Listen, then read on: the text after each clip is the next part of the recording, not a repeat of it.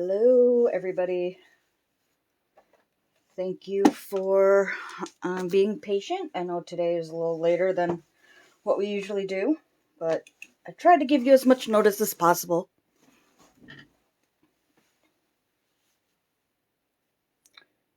So a couple of things before we finish up. I got in a couple of packages, so I figured I would just open them with you guys. Hey, Carol. So the first one, hey, Kathy, is from the Fabric Candy Shop. They're probably one of my favorite places to get quilting cotton from, just because they, one, do pre-orders, and two, like, they have so much. Like, I swear they cover everything. Hey, Inga. So I bought a couple of half yards to use as lining or exteriors. So I got this orange, pink roses. Hi, Patricia.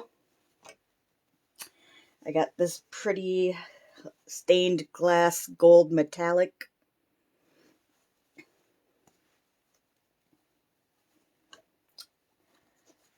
I got this honeycomb looking ombre gradient.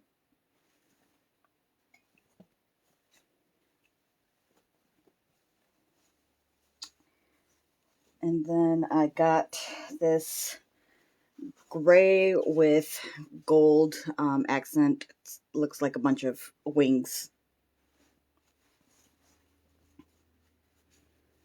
So if you haven't noticed, I like metallics. Hey, Joyce. Next is my stuffed punk broderie box.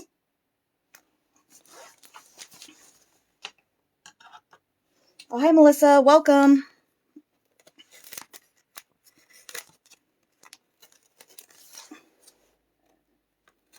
Let's see if I can get this open without injuring myself.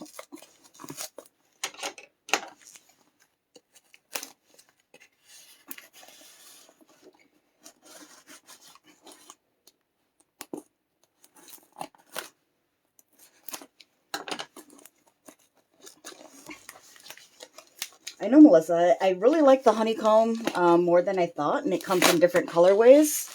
So now I'm thinking I might need to go back and get some more.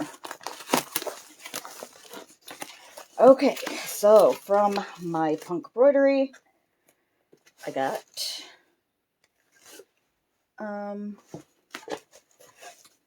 where's my invoice so I can remember what I got. Okay, so I got, this is bubbled metallic in graphite gray. Look at that, pretty. Ooh.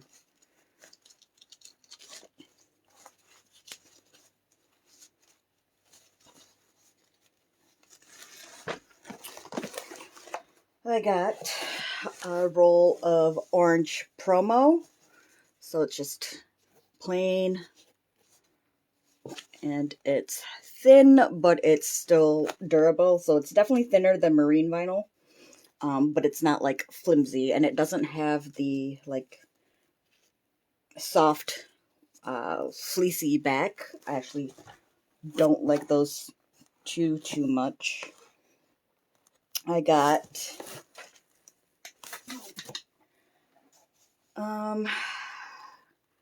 two rolls of, I guess did I order this? I mean, I did order it, but, oh, well, yes, I can, sorry. Is that any better?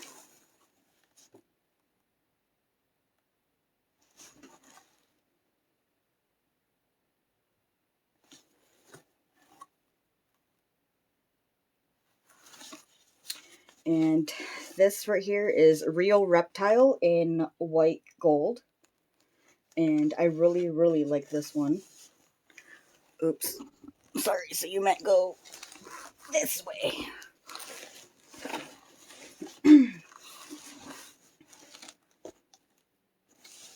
So, I like this one. I use this to start a bag, and then I didn't have enough because I forgot to mirror my pieces.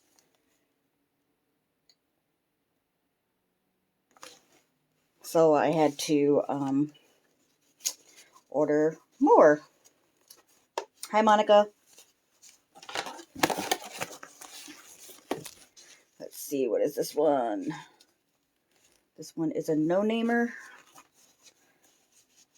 It is one of the holographic scales.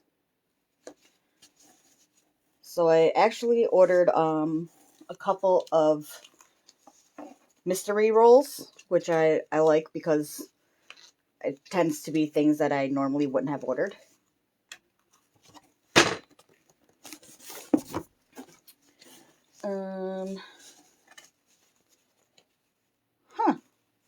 Like this. I definitely would not have ordered that, but it's actually really pretty. The print quality is like really nice. It doesn't look faded or cheap. So I can dig that. It'd be a great bag for spring.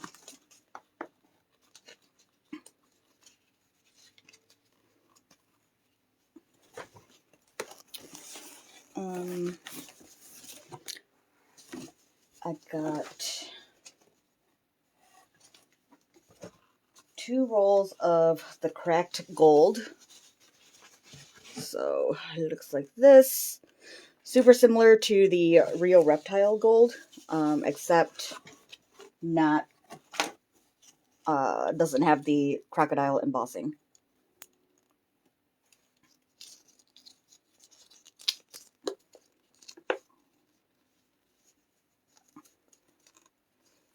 Right, Joyce? I definitely would not have picked that for myself, but I actually really like it. I think it's really cute. I got a roll of the navy promo vinyl. So the same as the orange, just in a different color. I really like these because they come in a bunch of different colors, and they are $5 a roll. So they are super cost effective. So it would be great for using for embroidery, if any of you embroider, or making wristlets, wallets, zippy clutches. Joyce, it is both. So it is things that I picked, and then I also ordered I think 4 mystery rolls. So like this is one of them that I didn't order, but it's a mystery.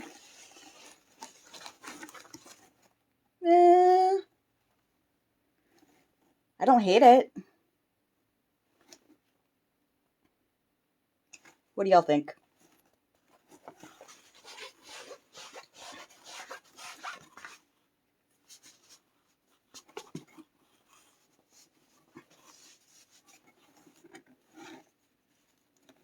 I know I love my embroidery too. And it gets so dangerous because it'll be Tuesday, and you know, most Tuesdays they have their Thankful Tuesday sale, and I just go to the website to be like, what do I need? Nothing. What do I end up buying? A lot. And this is my last mystery roll. Oh, okay, interesting. So it's like a metallic bronze woven texture. I like metallic.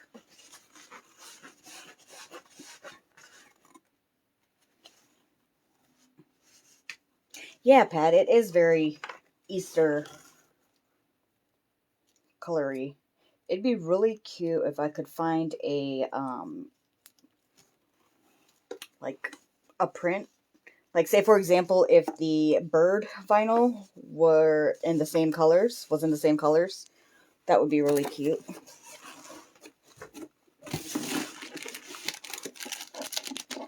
Pat, I got these from My Punk Broidery.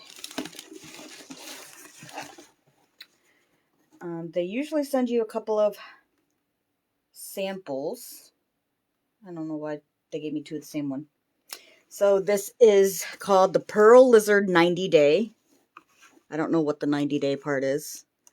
But it says coming in March. And oh my gosh, this is gorgeous. Like, I immediately want this in every single color that it comes in. Sorry, let me hold it a little this way. So you can kind of, maybe you can see on the camera the pearl shimmer in it.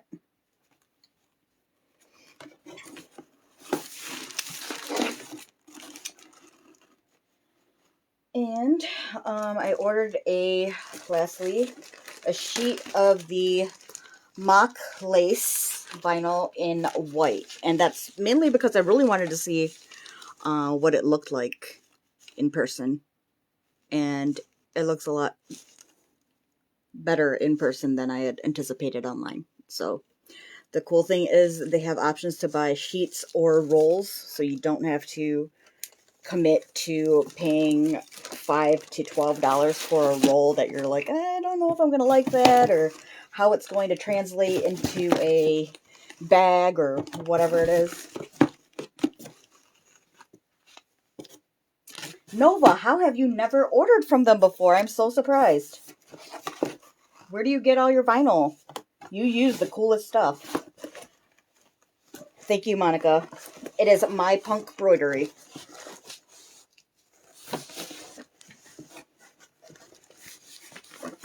They are super sweet, and they always ship super quick.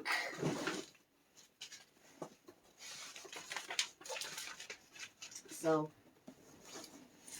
yeah, there is that.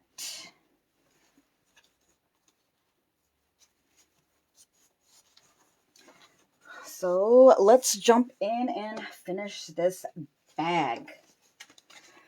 So, we are on page 17 with the pleated gusset. So, we're going to use, oh, I remembered to plug in my small iron now.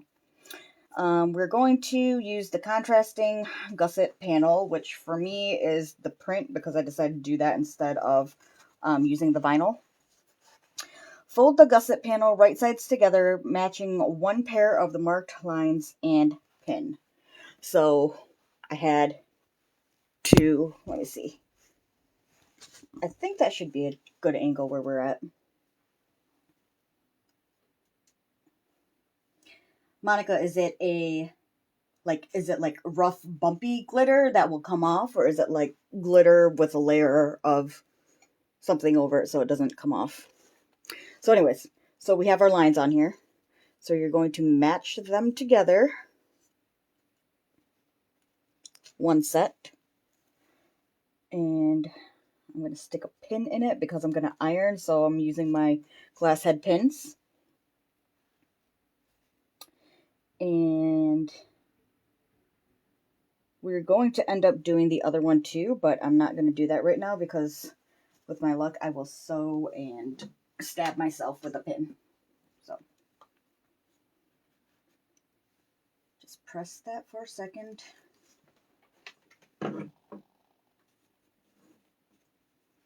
See, the thing I hate about fabric.com is that their prices change all the time.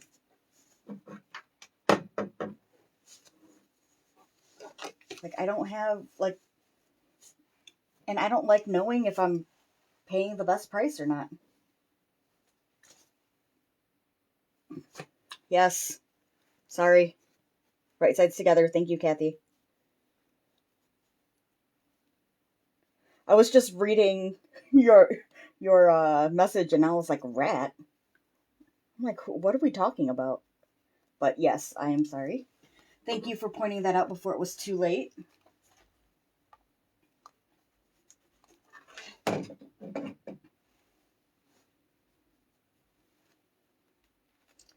actually going to take my pin out now. And we are going to sew along the line for 1/2 inch at a 1/4 inch seam allowance.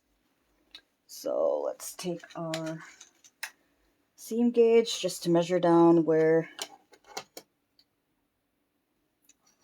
1/2 inch would be.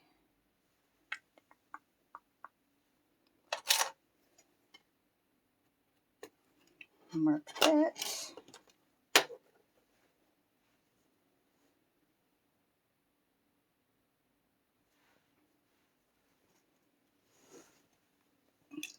So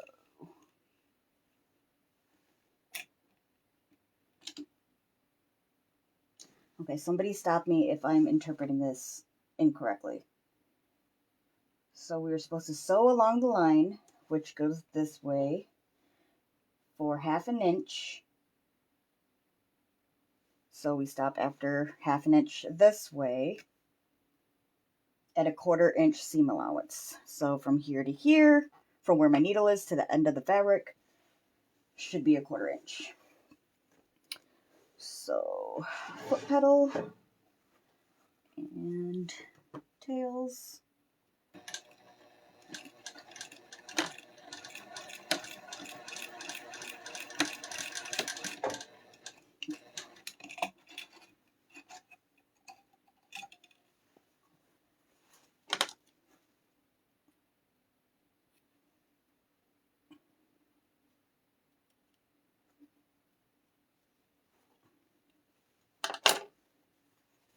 Just gonna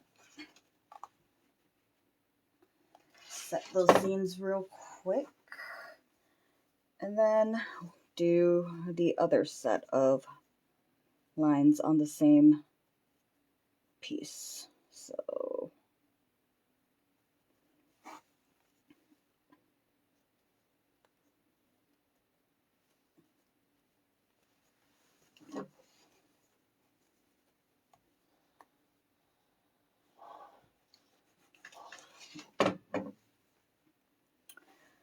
the little towel hanger things that I got, these little guys. So I had mentioned that I ended up getting a pack that had 8 of them. So I'm actually going to offer up the other 6 to people in our group, and I wanted to give you Slowalong watchers first dibs. So, and it's going to be worldwide. The only catch is you have to cover shipping. So if you live in the UK and maybe it's something you can't get, but you want it, I will happily ship it to you for the cost of shipping. So essentially you'll get the little towel thing for free. Inga, it is for installing zipper pulls.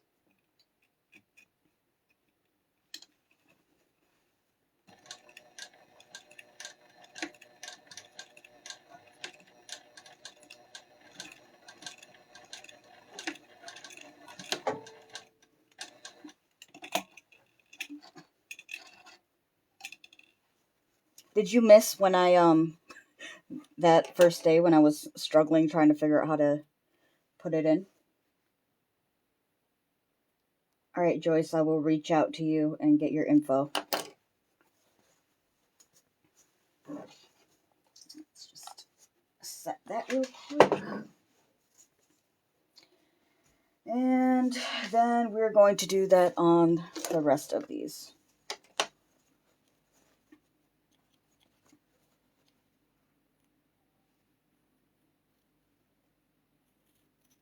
Okay, Inga and Cindy, is the yeses yes you want them?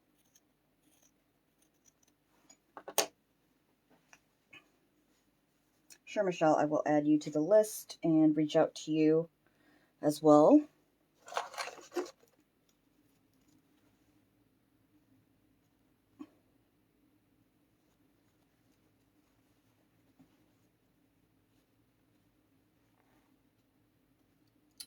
I will show you how to use it after I finish with these gussets, just so I can get the iron out of the way.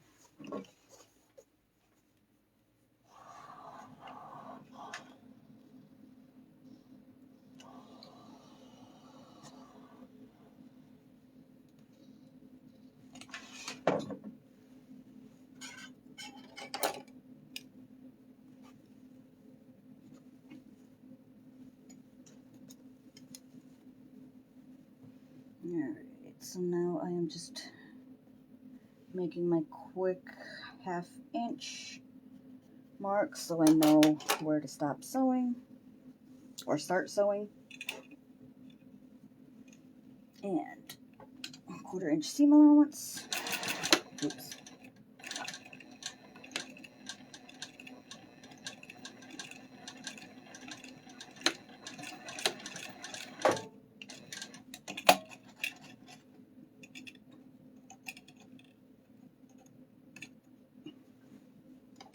Oh, no worries, Cindy. I'll show you though so you know what we're talking about.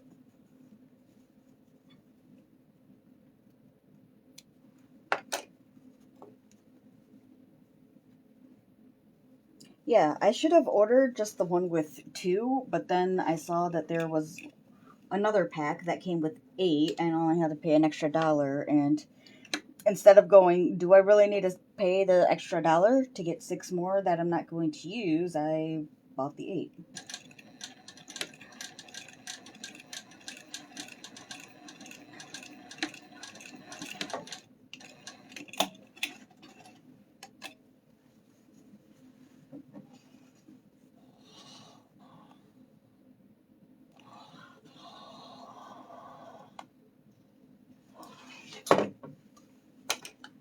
And let's trim these. And if you were asking about the vacuum yesterday, I did pop the Amazon link for that in the events, in this event. So if you just go to the wall, that is where you can see it.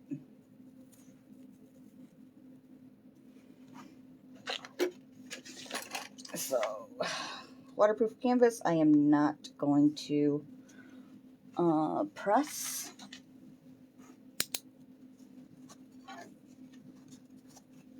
They do have everything.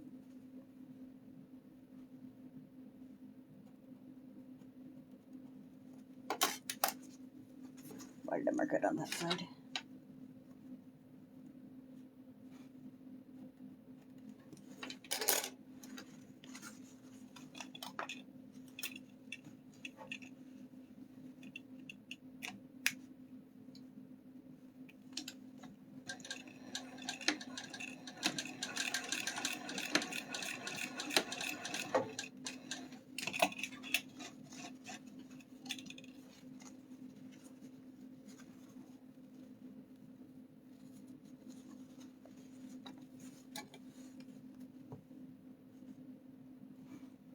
Also on all of my pieces with fleece, I did trim back the fleece interfacing out of my seam allowances so that I didn't have to do it later.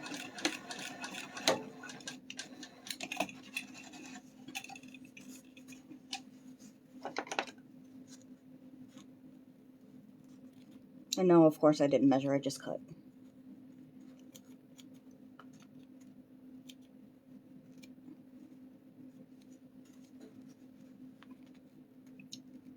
And I wonder why that wallet didn't work out for me. So bad.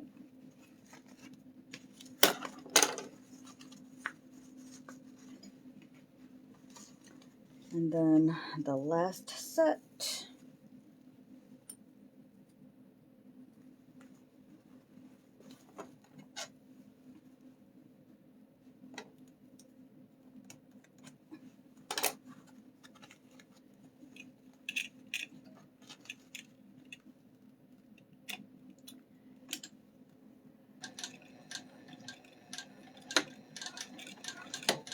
Oh, what are you doing? Let's wind that back so it doesn't get caught.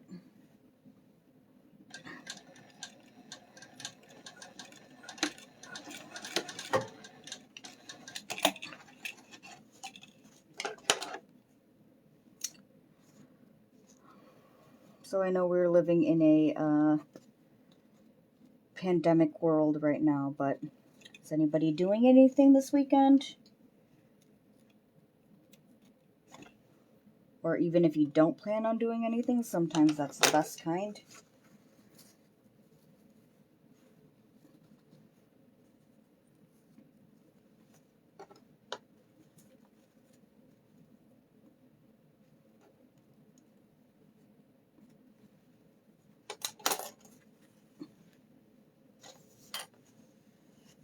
Oh, work. That's no fun. Hopefully you get to have some time off.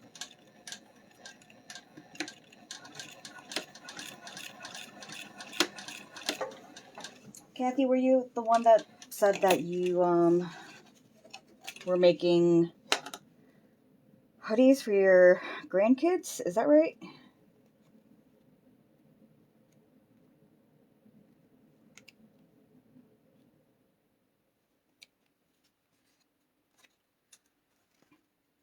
Well, it's a long weekend for some of us in the States as well, because Monday is President's Day, which is essentially a bank/government holiday.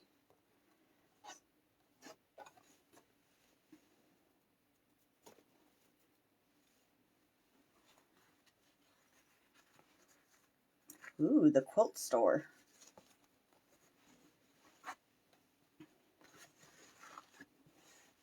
That's good, Kathy. How many more you got left to make?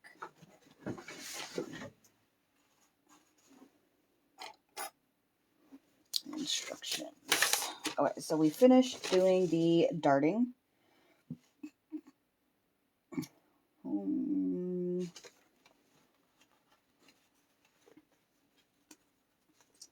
So you're supposed to press the seam allowances towards the center.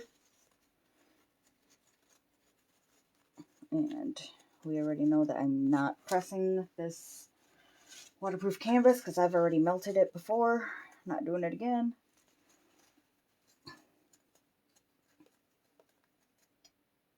Family Day is a holiday. That's pretty cool. I mean, it's better than some of the holidays we have here.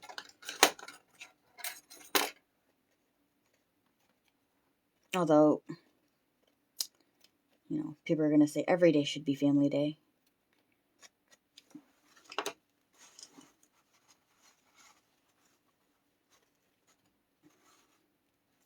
Oh, Misha, I was thinking about making the large size of the Brooklyn bag. During the last Swoon, I did the handbag size, and it turned out a lot smaller than I thought it would. So now I want to make the big one, but I am not looking forward to like wrestling it around my machine.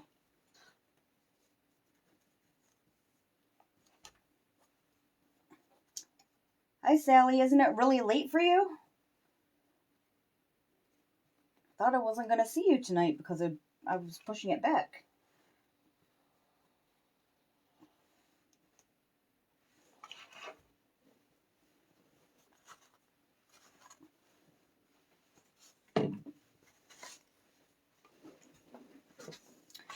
Okay, and now we're going to baste along the bottom at 1/4 inch, just to hold the pleats in place. So let me put these away. Grab a drink of water.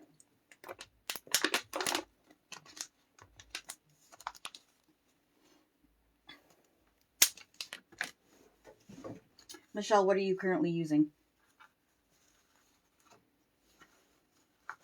I love all the ones that Monica does. Like, she has the best, like, fabric combos, and then Nova does like the best fandom bags from all the custom fabrics and cool little Iron Man decal embroidery thing that she made. And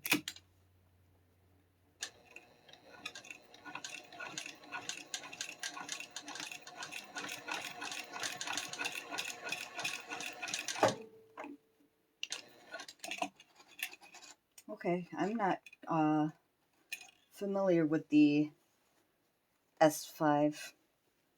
My cover stitch is a Janome, and then I also heard a little bit about the HD9 because that's what Samantha or Mrs. H uses, but aside from that, I don't know too much about Janome.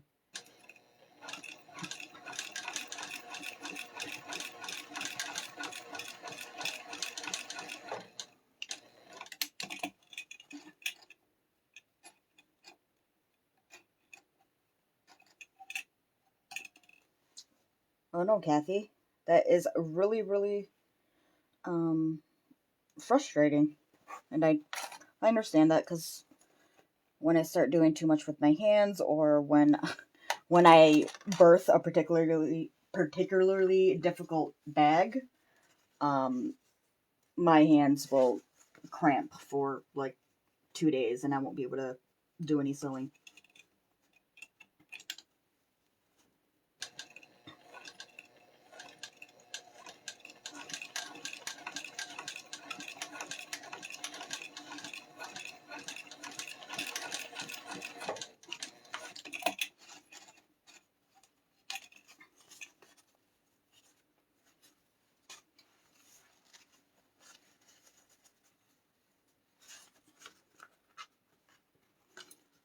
So, Michelle, what intimidates you about the super long zipper?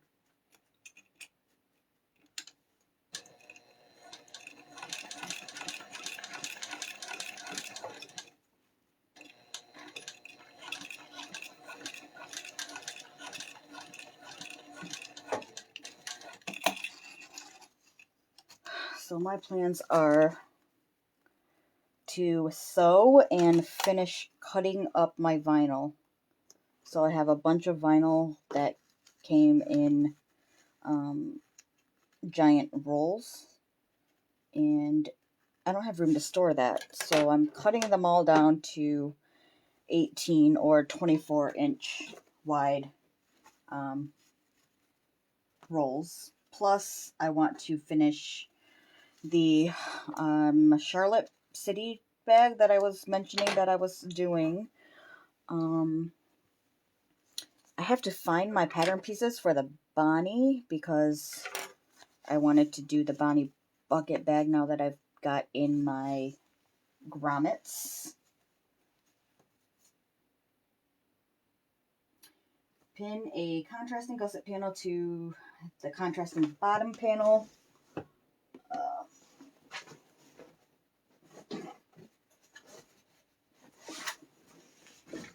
Right sides together. And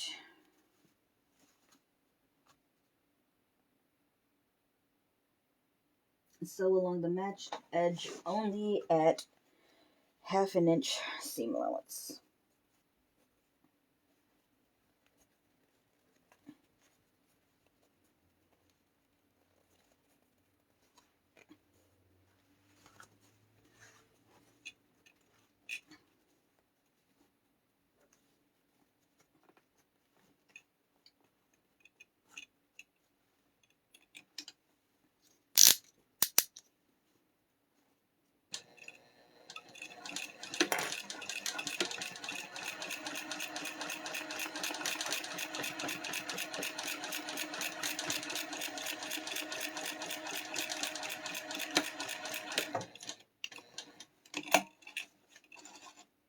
Oh, so today actually is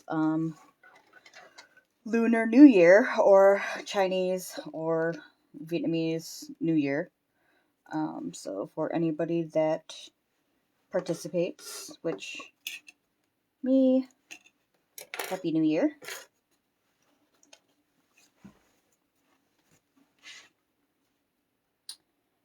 And then that seam allowance is going to go towards the bottom panel. And then we are going to top stitch through the seam about 1/8 of an inch from the seam.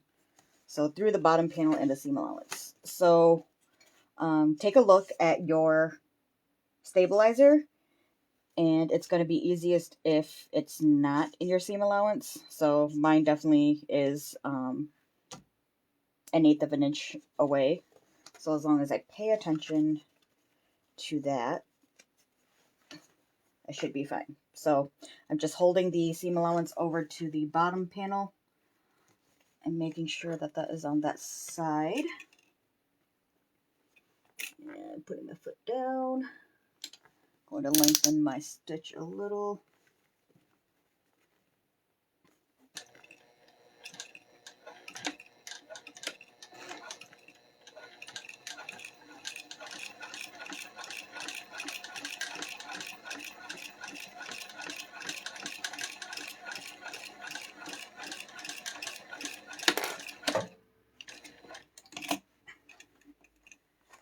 Yes, Kathy, I did do it in cotton and I did interface it.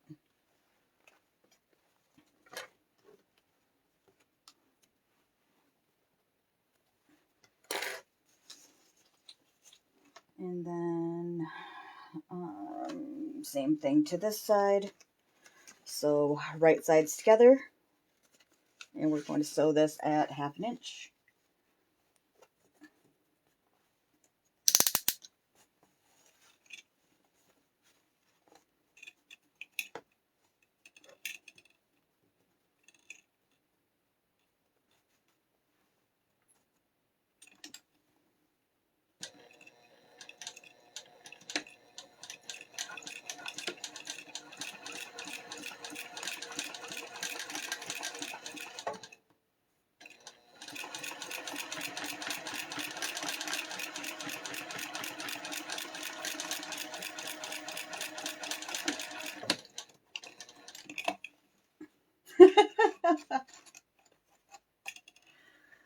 Well, Michelle, here's a heads up.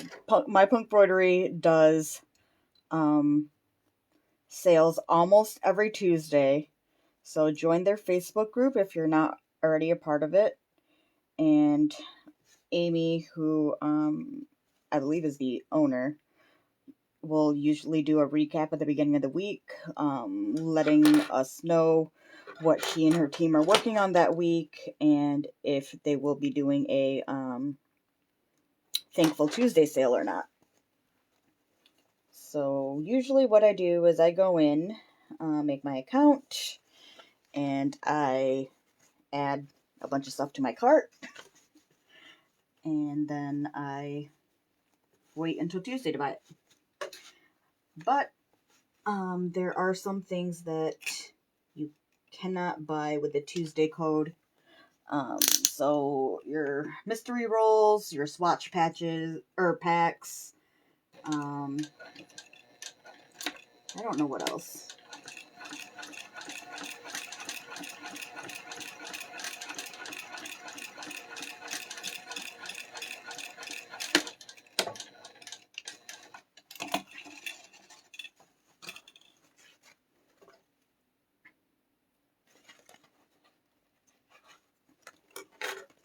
Alright, so let me put that down.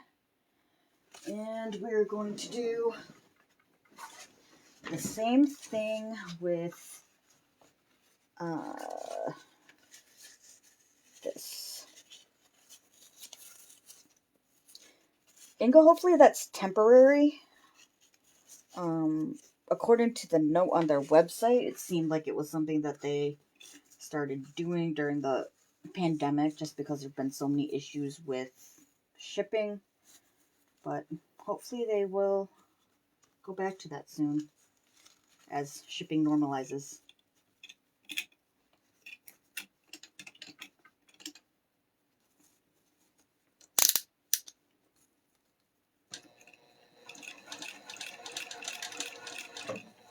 Oops.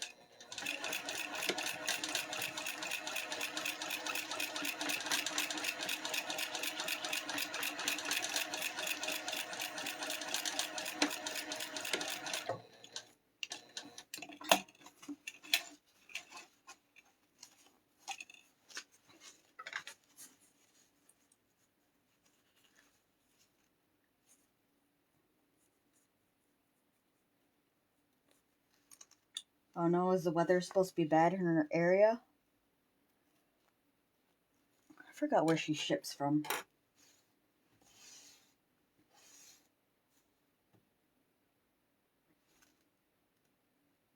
Is that Grogu? Who is that? I know who Stitch is.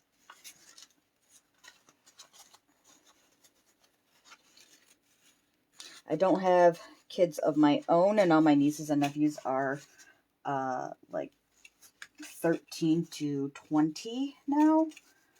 So there are so many movies and TV shows that I'm like, I'm sorry, what is it?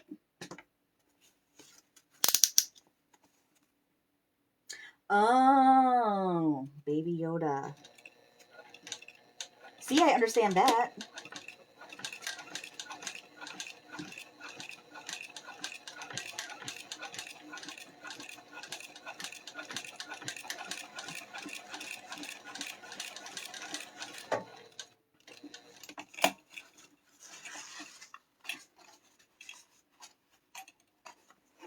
I have not watched it, but I've seen the Baby Yoda stuff everywhere. I swear every custom company has done some form of Baby Yoda. It's like the cutest thing ever.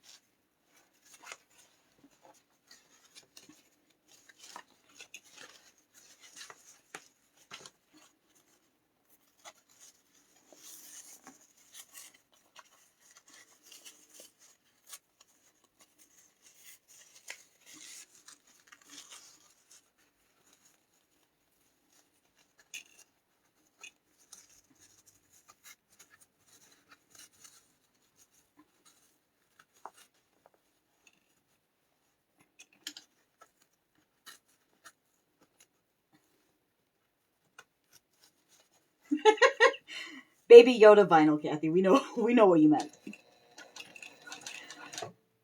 Oops. That dang autocorrect.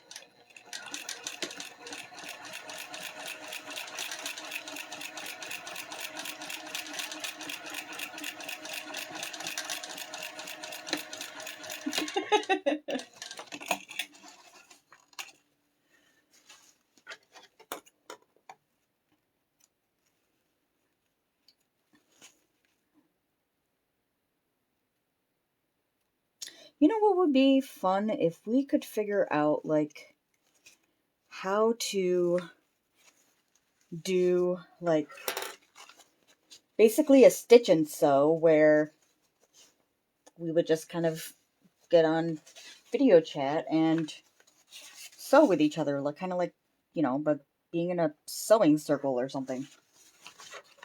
But I don't know what app you would use to do that.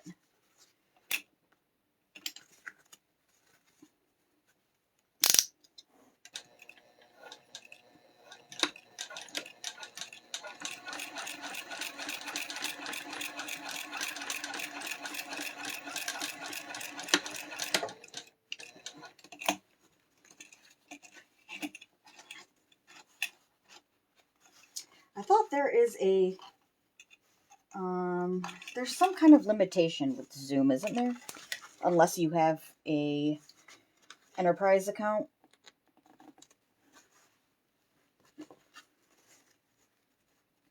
I'm just thinking from my end, and I don't know if Shanova or Monica feel the same way or not, so I can't presume to speak for everybody, but I'm assuming that, we're on this side of the camera so much that it'd be really cool to meet or see all of you and be able to see what projects you all are working on so that we can, share together.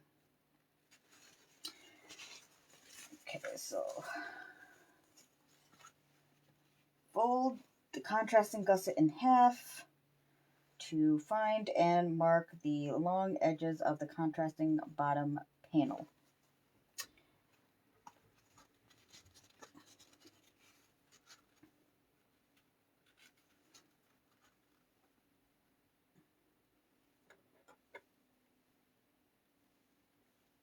Oh, it's only $100.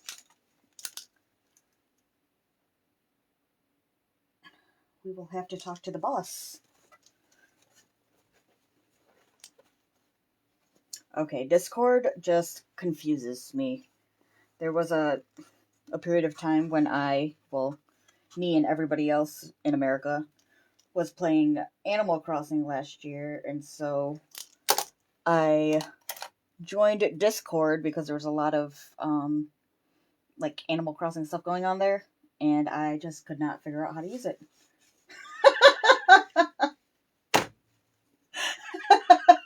Kathy, that is the best part of the pandemic. That's funny.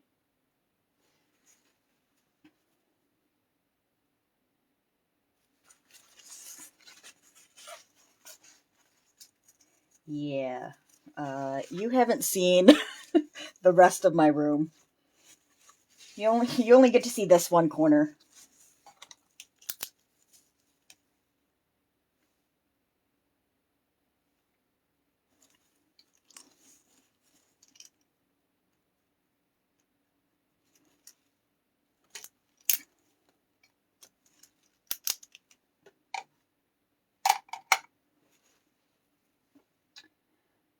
Um,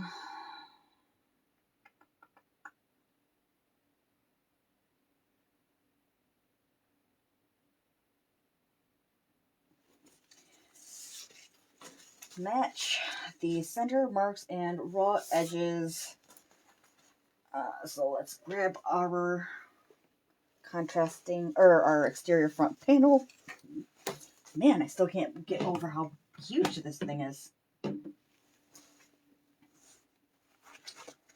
And we are going to put the gusset right side down and pin once at the... Did I lose my... Oh, I still see it. So we're going to right sides together. Here are my midpoints, and I can see my faint white chalk midpoint right there.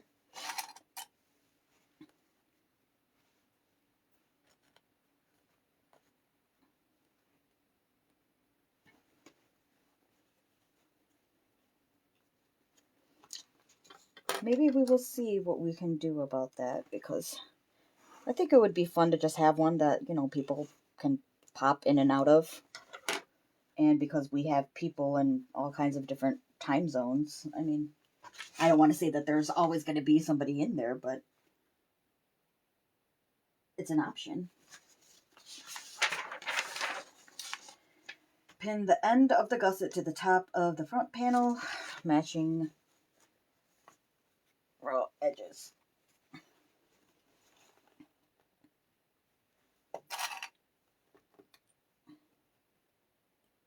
So I remember the first bag I did that had a gusset turned out horrible because I did not pin my gusset at the top after I did the bottoms. So I started at the bottom, and then I just went and, clipped or pinned all the way up, and then I would be left with like all this fabric up here, and I just, what I did? I cut it off. I thought maybe I measured wrong. Nope. Was not supposed to do that.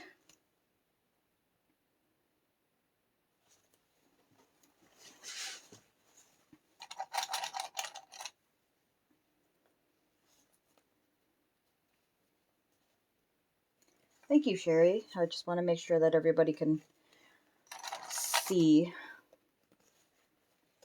what I'm doing while I'm sewing and not sewing.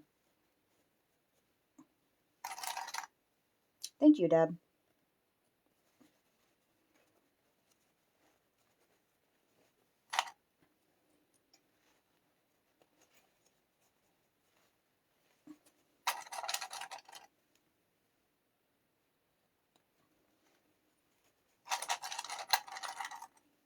It works for me because I have this like insanely long like phone holder clamp thing. Like I would say if I straightened it out, it'd probably be close to 2 feet long. So I can coil it up and have it shorter, or I can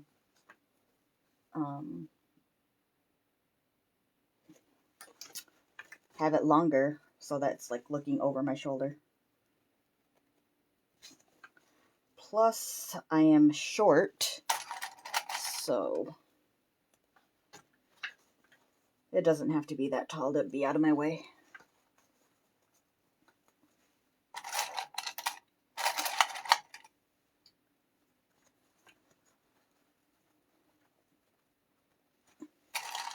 Thanks, Inga. Okay, so I'm not going to lie, this is the part that makes me most nervous doing anything in regards to putting the exterior together, because this is where I generally manage to miss a spot, or like my basting stitches will show, or it's really uneven or something, so I'm going to try my best.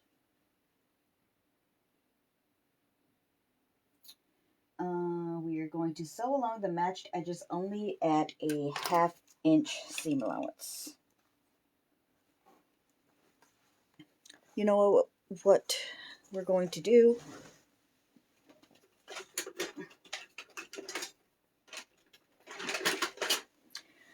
We are going to staple.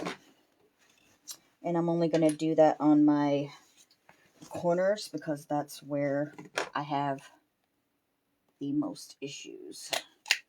So I'm just taking my stapler and stapling maybe 1/8 of an inch in, well within seam allowance.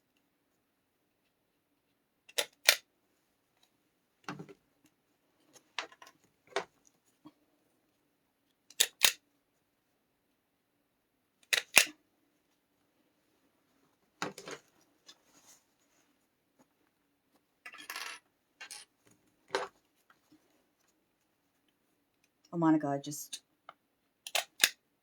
jumped the gun and I skipped the clips and went straight for the stapler.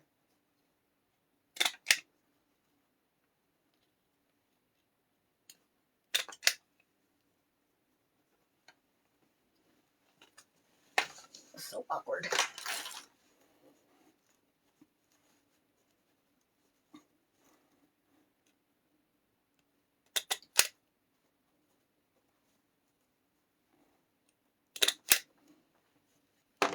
Okay.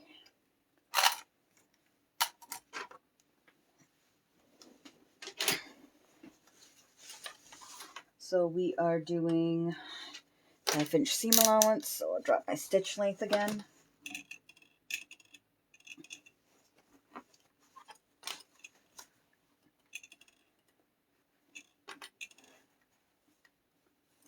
Oh yeah, I totally would not be using a stapler and having to pull them all out if I didn't really need it. So, okay, let's go.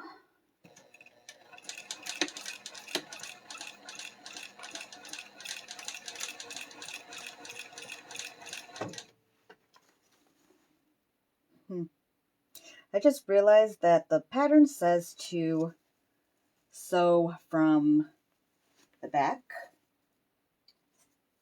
Do you really think it matters? Is it really going to make that much of a difference which side I sew from?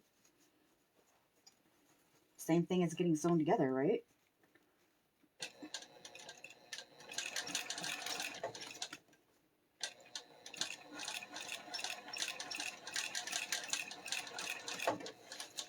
And I am getting to a thick part, so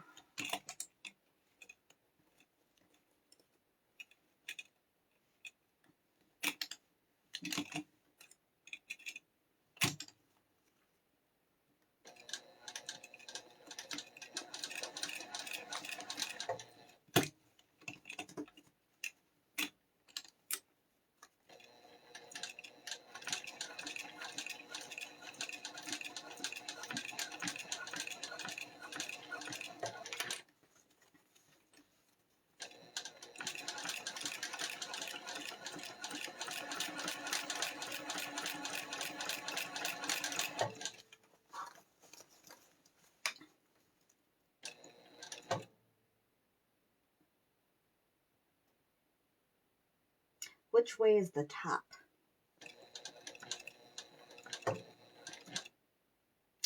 Oh. Well, let me back stitch here. And turn it around.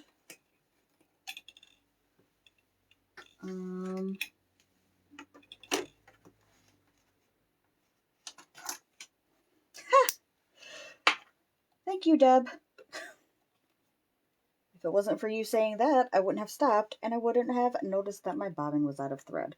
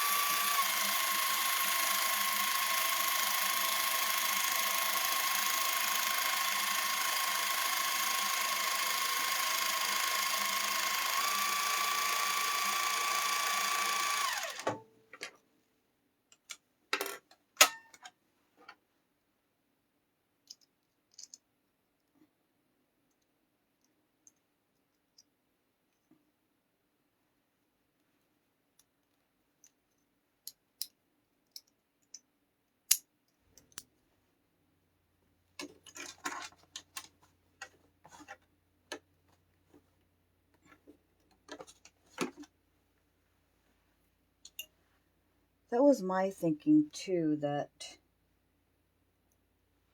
I would actually be able to see both layers.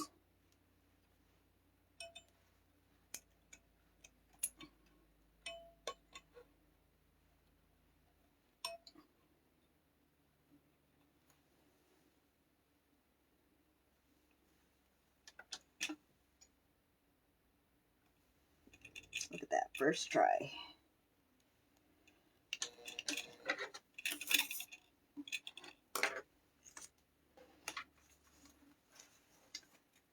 I am going to give Alicia the benefit of the doubt, since she is the designer. And we will at least try it the way that she wrote it. So I'll start on the other side at a 1/2 inch.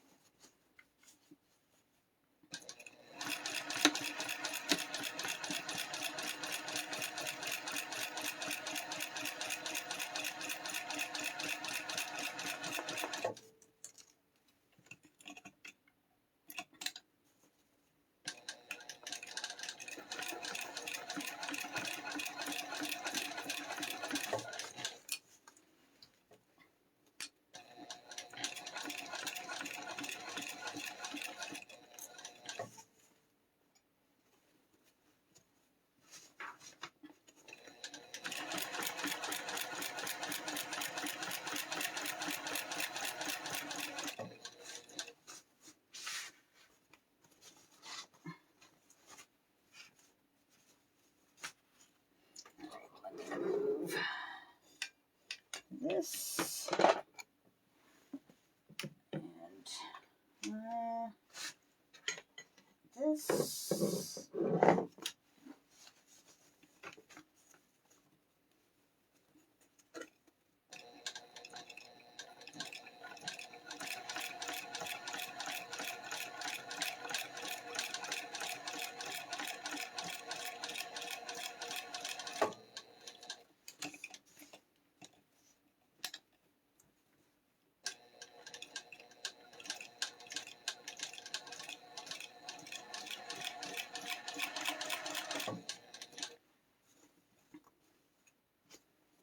Just checking to make sure that my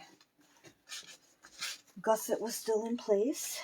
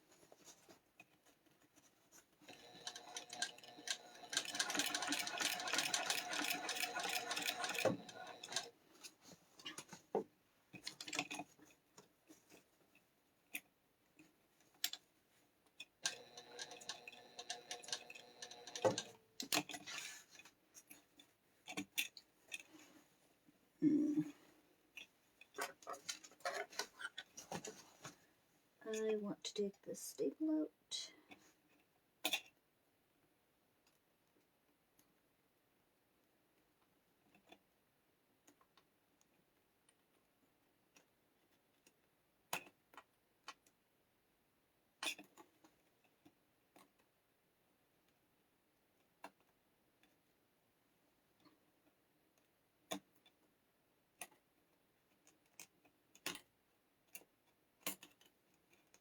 Oh, come on.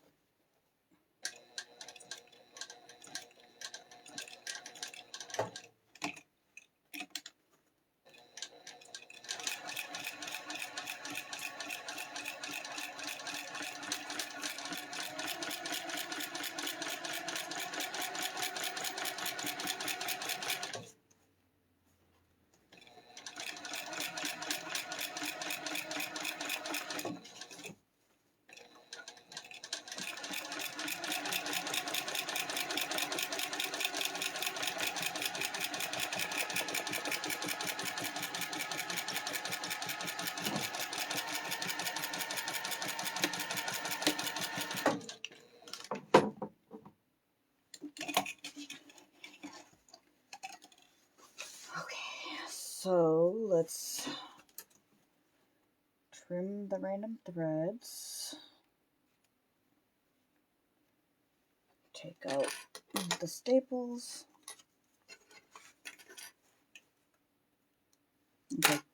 Okay, don't be mean, use scissors.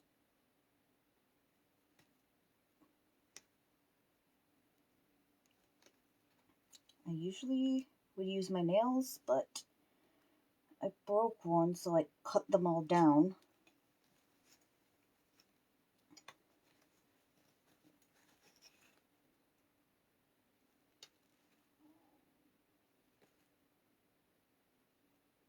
You don't know how much I want to just like take the scissors and just cut these out. That's only seam allowance, we don't need it.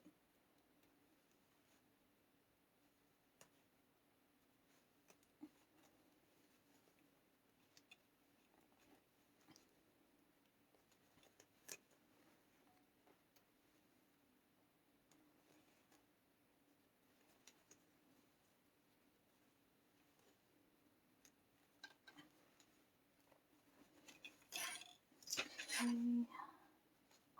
Just a couple more on this side. And then I will get to open up and see if I missed anything or if anything is super, super crooked. So that's exciting. Slightly nerve-wracking. What good did this staple do?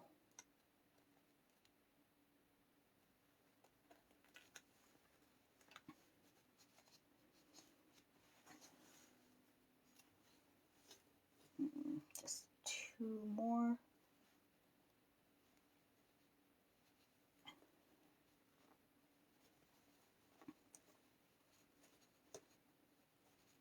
Ugh.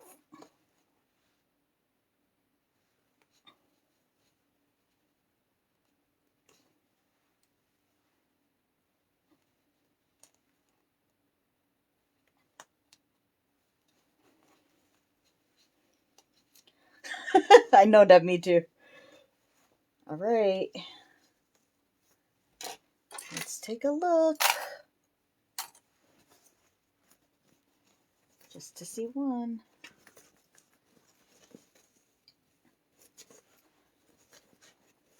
So far. Oh, so far so good.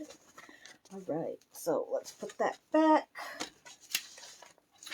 and keep going. So we're going to do the other panel.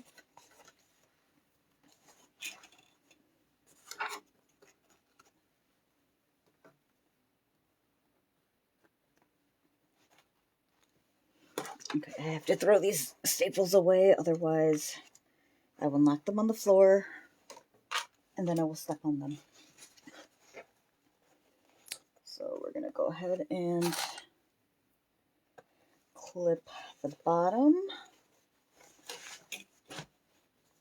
And then we're going to clip the top.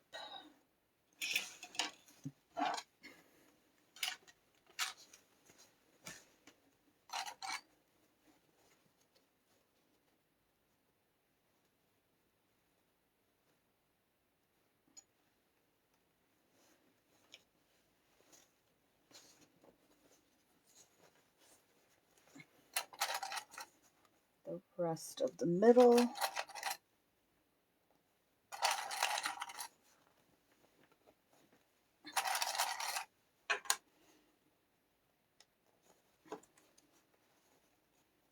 Okay, I think I'm going to rebel and not use staples on this side. And I'm really hoping that that does not backfire on me.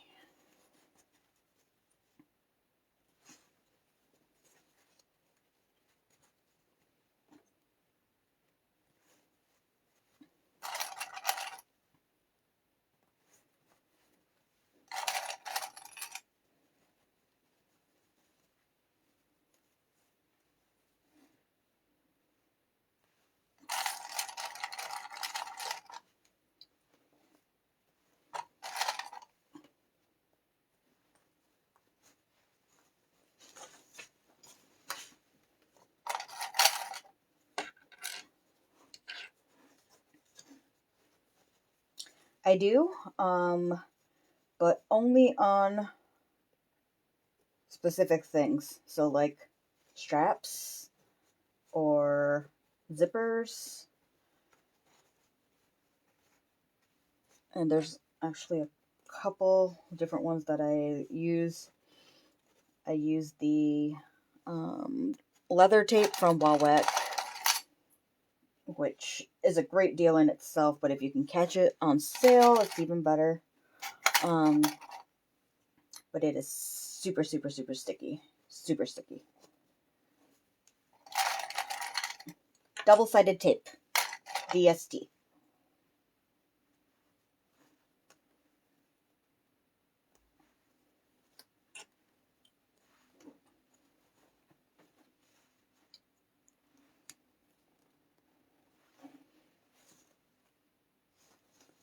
Okay, so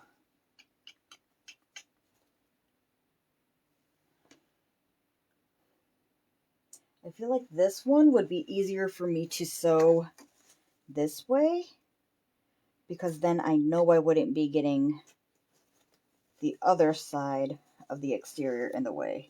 Does that make sense? Because if I sew this way, I feel like I'm bound to catch something here. So let's try it out. Oh, actually, and I got this roll of double-sided tape from the Dollar Tree. So got this from the dollar store, and the stickiness is pretty good. I would put it maybe halfway between the cheap Amazon stuff and the Wowet tape. And it is well, duh, $1.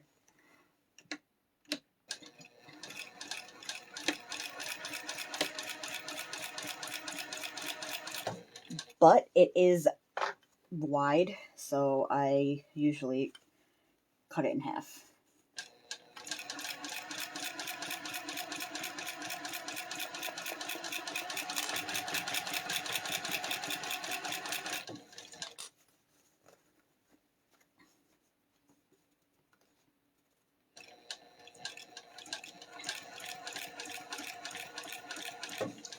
Joyce, what kind do you use? I swear I'm gonna end up burning myself.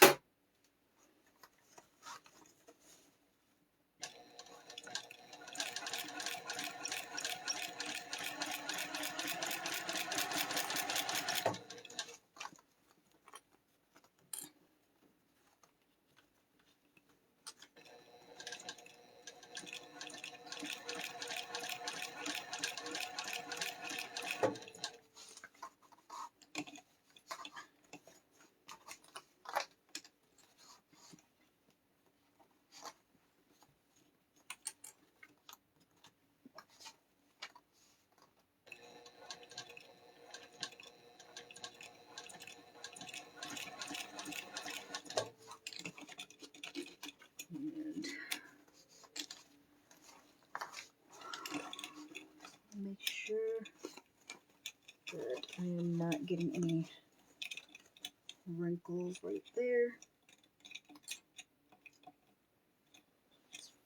It's annoying me because I can't see.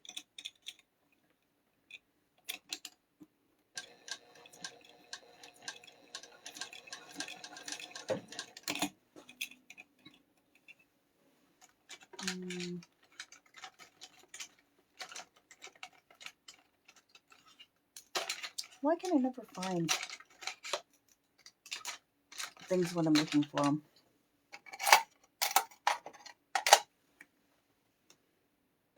Oop, forgot to put my foot back down. Don't do that.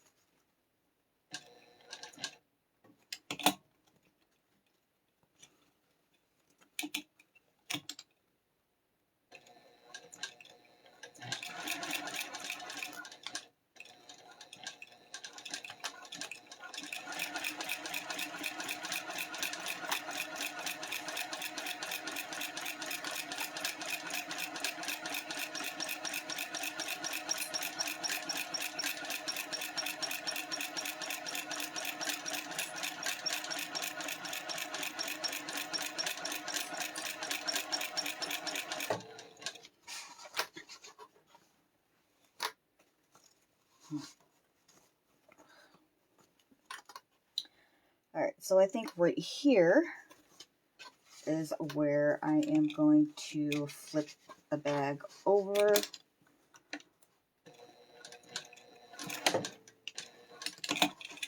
Because it's going to be easier to ease the gusset in around the curve from this side. Actually, why did I do that? I'll just start up here.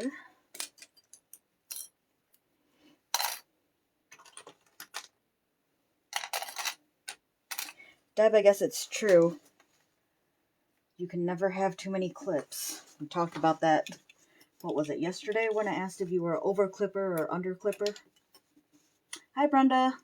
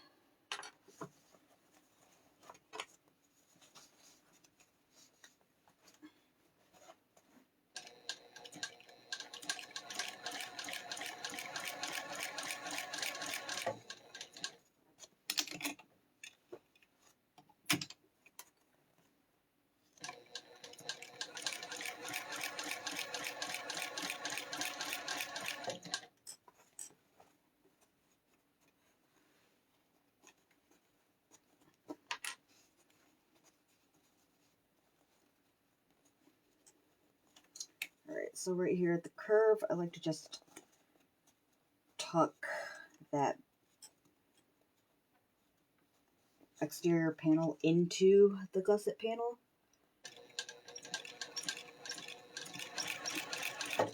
Just to smooth it out and not get puckers in your corners.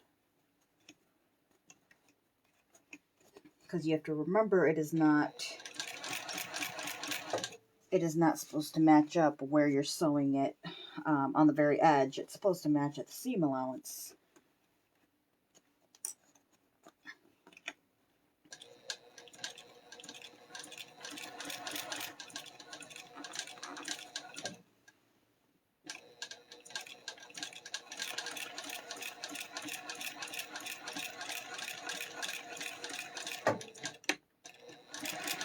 Okay, I'm also really proud that I ended back up in the exact same spot I started, which is amazing because usually I have to do some prodding and poking to get that to happen.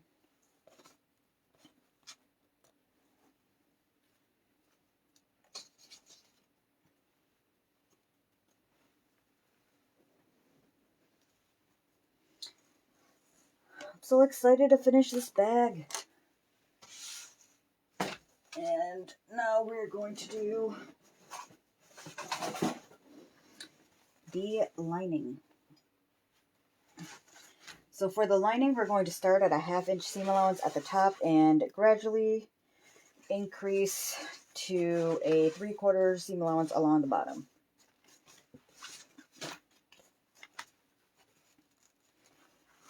So right sides together, find my midpoint and clip. Thank you, Joyce. I'll have to check that one out.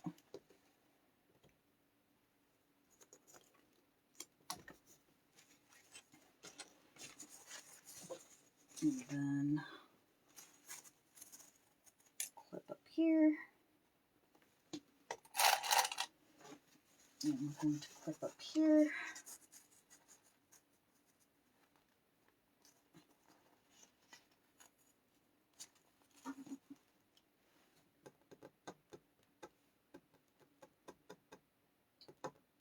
You know what I forgot? Oh, it's not too late.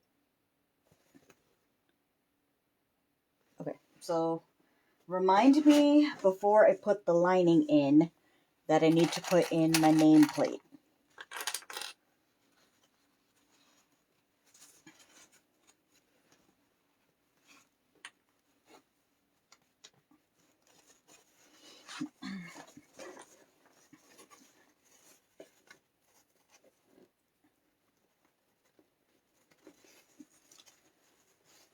Brenda, I think that is the double-sided tape that Joyce likes to use. And I asked her which one it was because I didn't have the best luck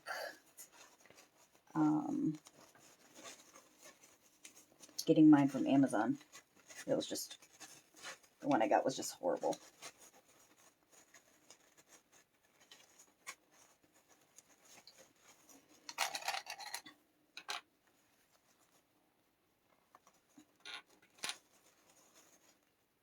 Like, it didn't even stick to itself on the roll. Like, it would come off the roll.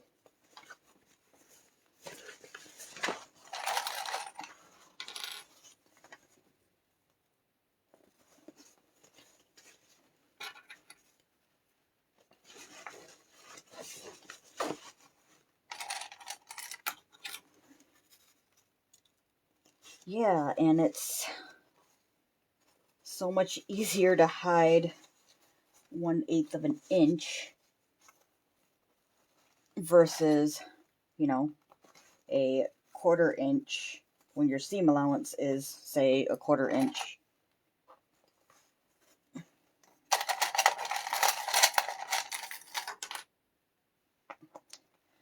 Where was I watching?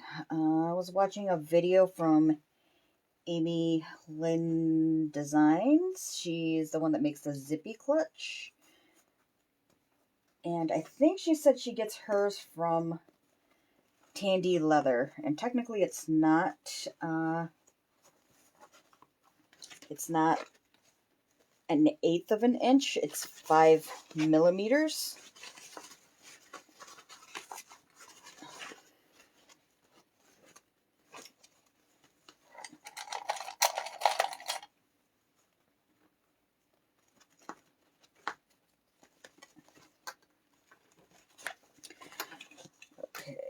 So, all right, so we are going to start at 1/2 inch, and we are going to gradually increase to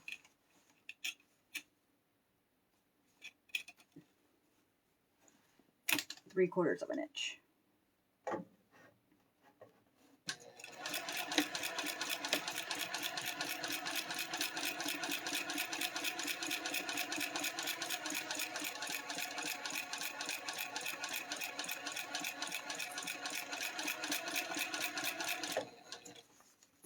So I'm about getting to the midpoint right now.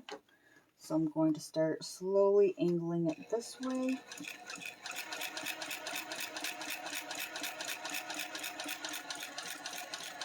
So now I'm just a hair beyond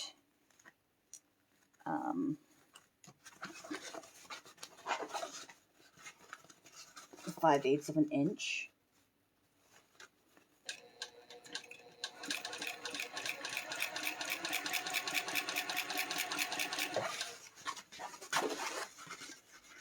So also at this point,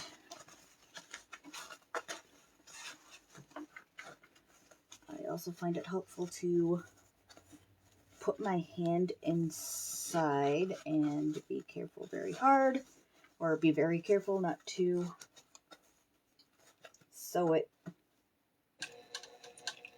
or hit it with the needle. But I do that so that I can get the corner to pop out.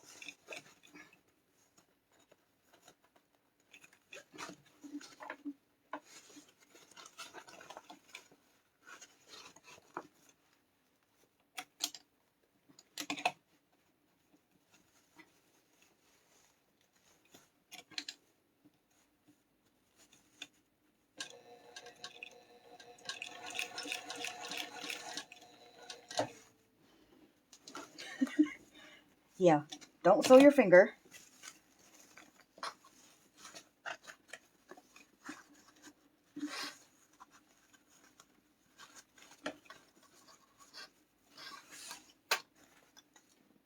Okay, so if I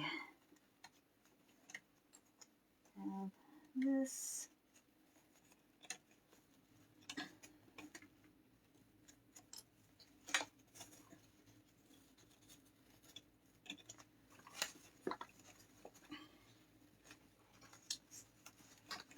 that is going to leave me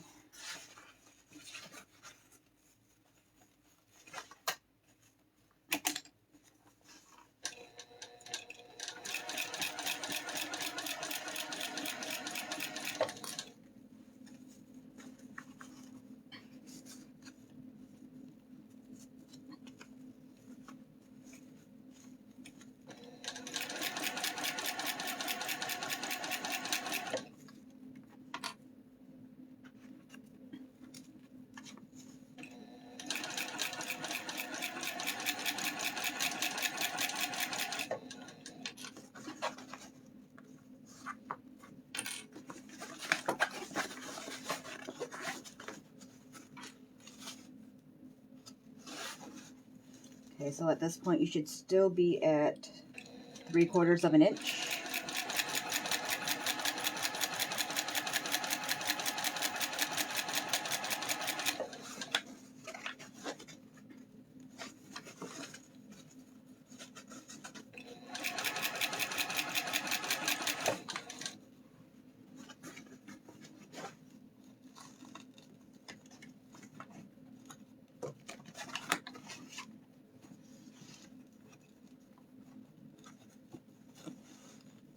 Alright, so this corner is going to get a little tricky.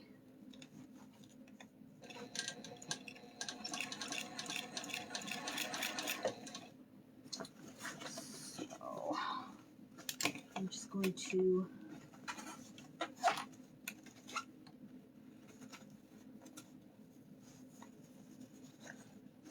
start and stop and do some adjusting as long as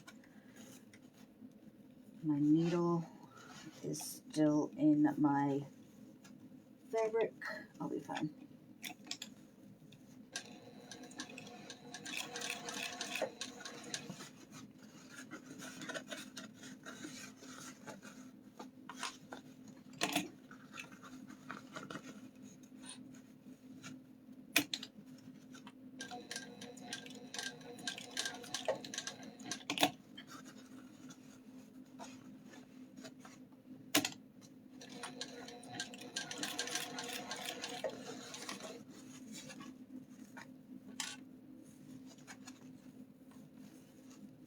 Okay, y'all, I'm going to run into that issue where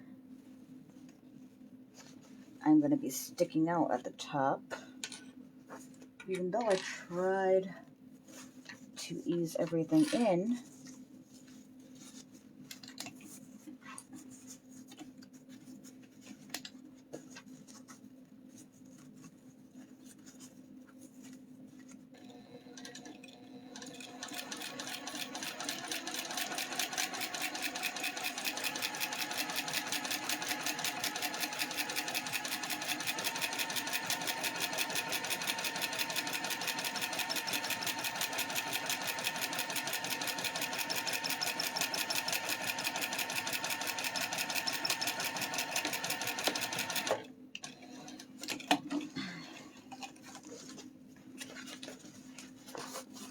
So I just want to check the inside and see if anything is really off. The only thing I see is this pucker right here. So, right here. So I'm going to snip.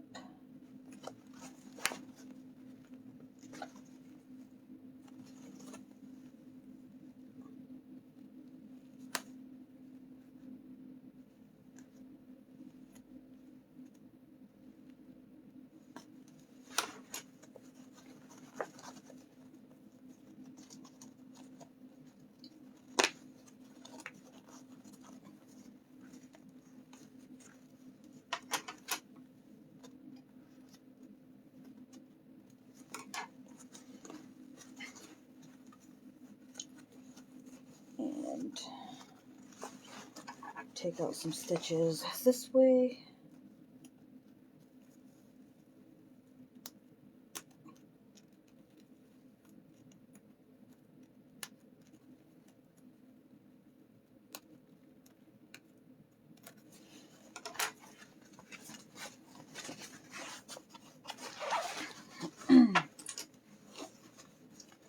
And we're going to try that corner again.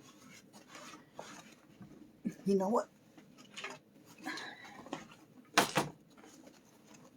Better safe than sorry, right? Plus, it'll help me keep that seam down where it's supposed to be.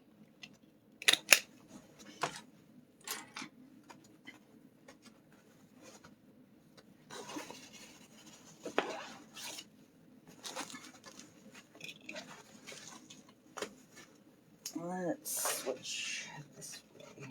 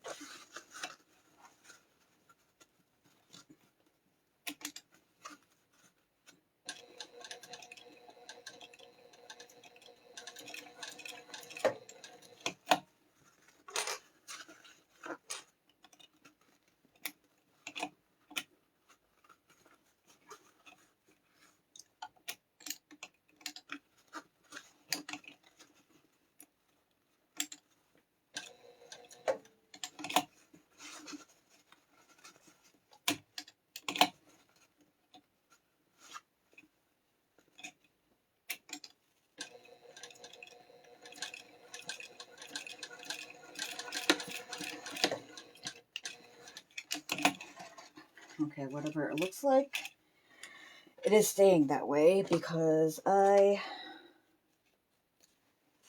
don't want to go back and resew it. And my hand is starting to hurt from trying to manipulate it to stay in one spot.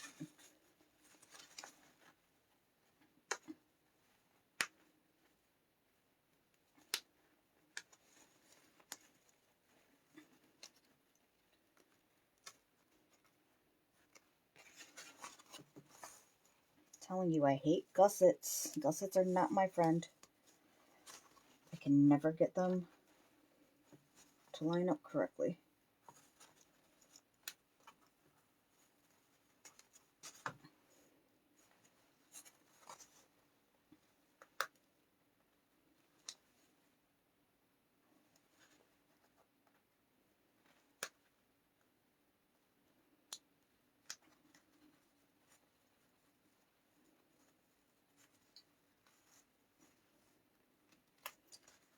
If somebody would have told me even 5 years ago that now I would be sewing and loving it, I would probably have laughed them out of the room.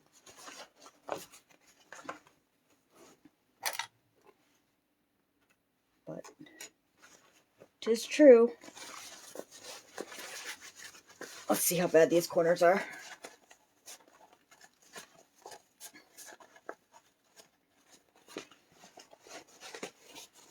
Yes, I do, Deb, and I thought I had some, or one, and apparently I don't. Okay, so I mean, it's not too bad.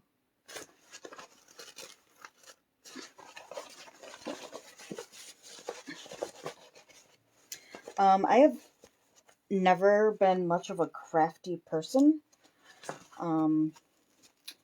and I've never been able to stick with a hobby for like longer than 5 minutes. And I actually have, hang on, I gotta mark this center.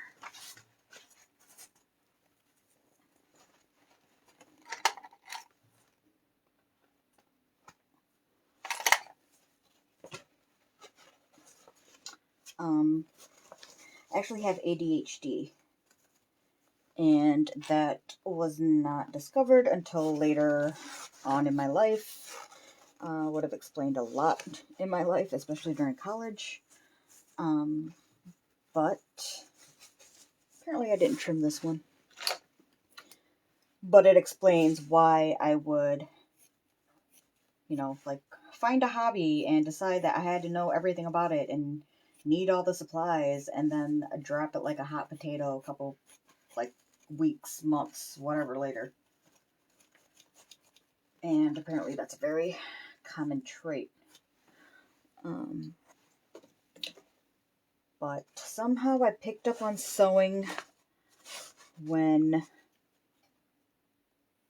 I had bought a sewing machine, and it sat in the box in my basement, or in my crawl space, and I never touched it. And somehow I decided that I wanted to take it out of the box, and then I started doing research on how to, sew and what I could do, and I found a teacher at my local Hobby Lobby, and that was about 2 years ago.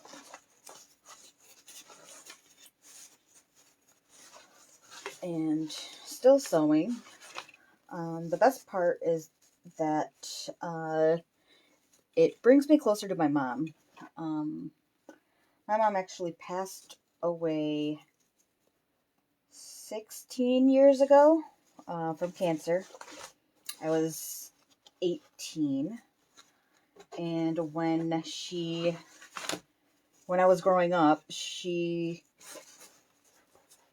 was always at her sewing machine or doing some kind of embroidery. So it was something that I grew up around, just never something that I ended up doing. like nothing I had interest in at the time. So now I think I feel like I get it.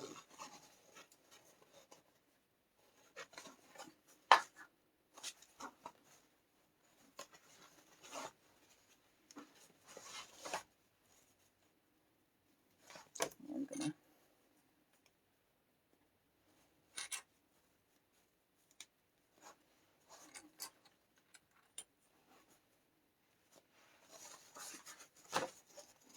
Thank you, Joyce. So now a lot of what I do, kind of do in her memory.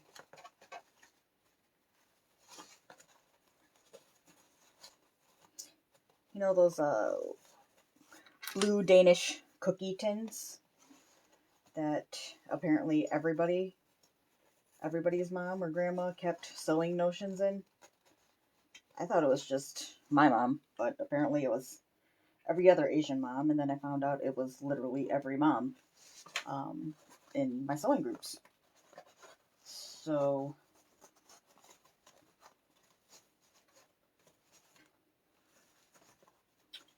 I then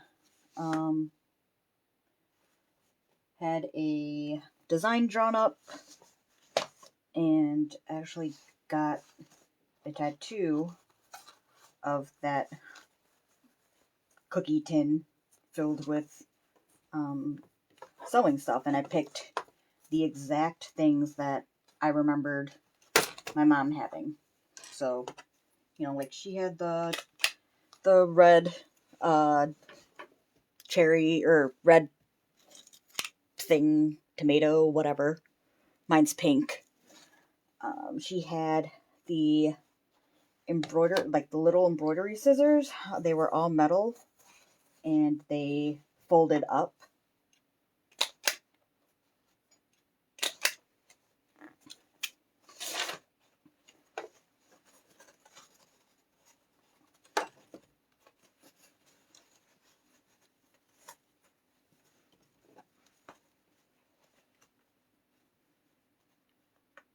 Aw, Brenda, that's sweet. I know exactly how you feel.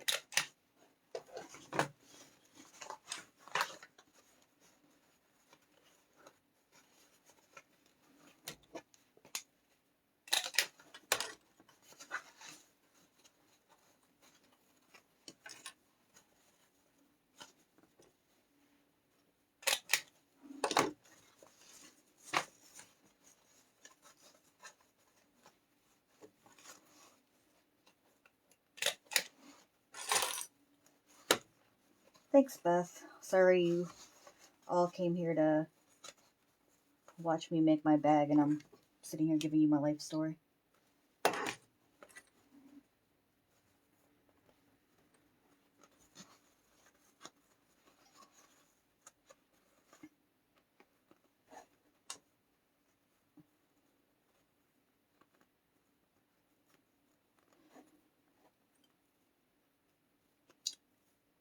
That's cool though, Kathy. I don't think that I have anything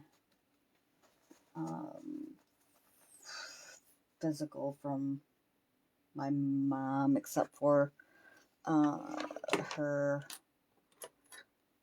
wedding band and I think a necklace. But in my younger years, I was really, really irresponsible and I lost things a lot.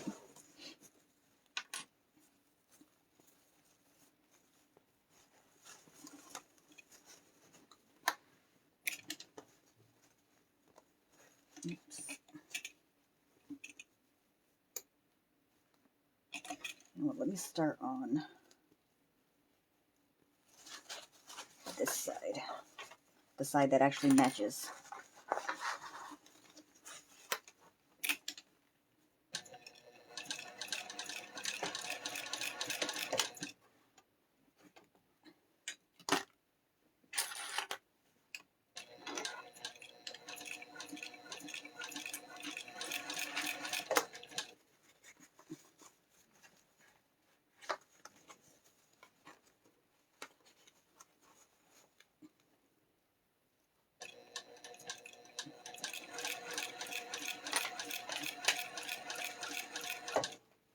Oh, that's sweet, Joyce.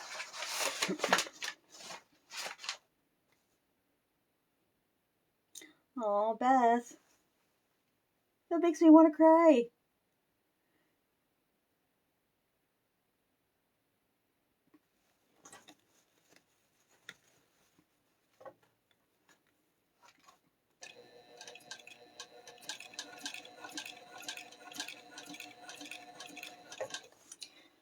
Michelle, what made you decide to pick up sewing?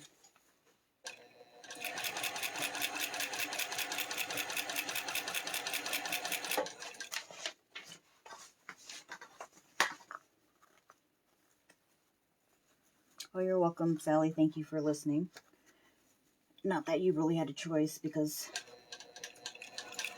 I foisted it upon you.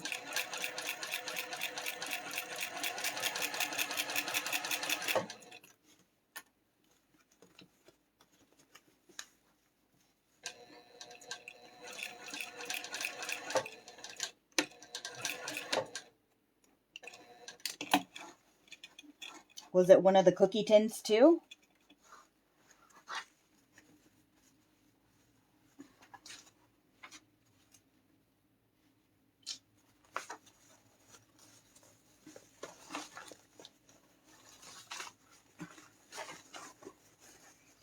Don't mind me. I am sewing in no logical order.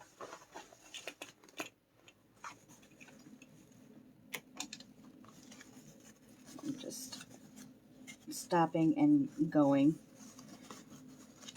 all to try to ease this in.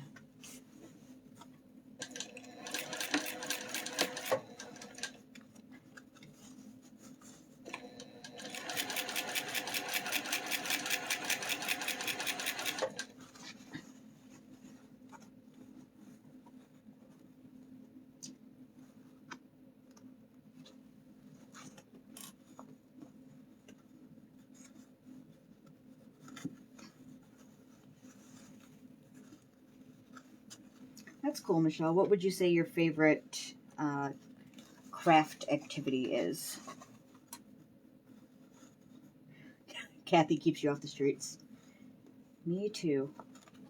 I'm a lot less of a troublemaker now than I was before, I'll tell you that.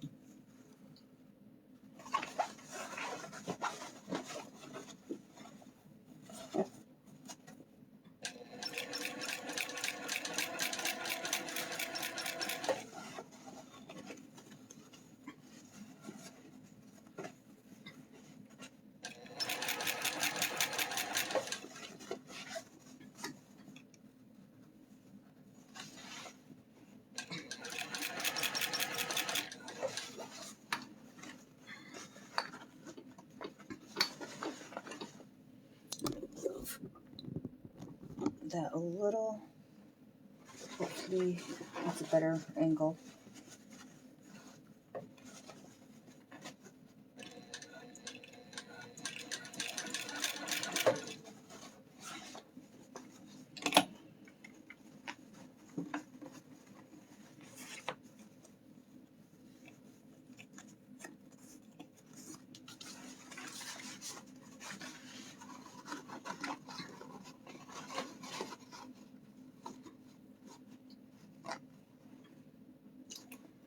Sally, it is possible. They are learning new things about it all the time, and every time I do research about ADHD, it is so interesting, and I feel like it explains a lot about me and the way my brain works, because that's essentially what it is. It's not that I don't have a problem or I'm not broken or whatever. My brain literally does not work the same way that neurotypical people's brains work.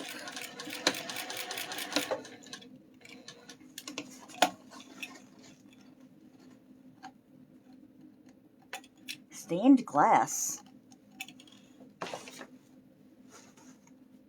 That sounds really cool. I always wanted to try the like when they're, what is it, blowing glass or glass blowing or something like that, when they have like the big molten thing of glass, I guess, on the end of this thing, and then they spin it and they use tools to like hollow it out and make it into shapes and stuff.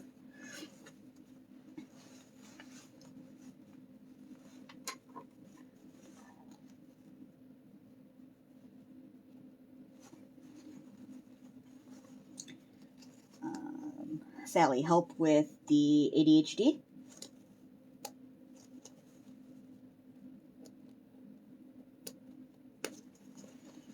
Okay, I have the world's worst pucker right here.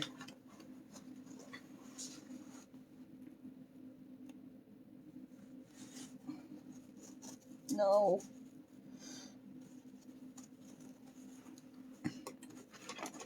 Okay, let me just sew up this side and then we'll see how bad it looks.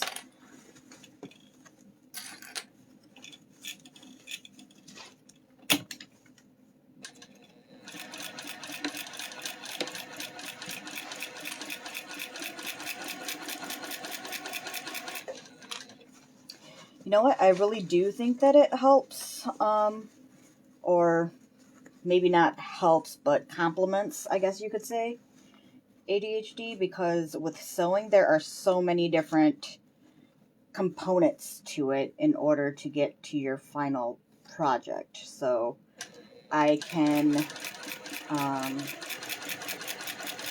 I can be cutting out patterns, and maybe one day I don't want to cut out patterns, so I'll just put some together.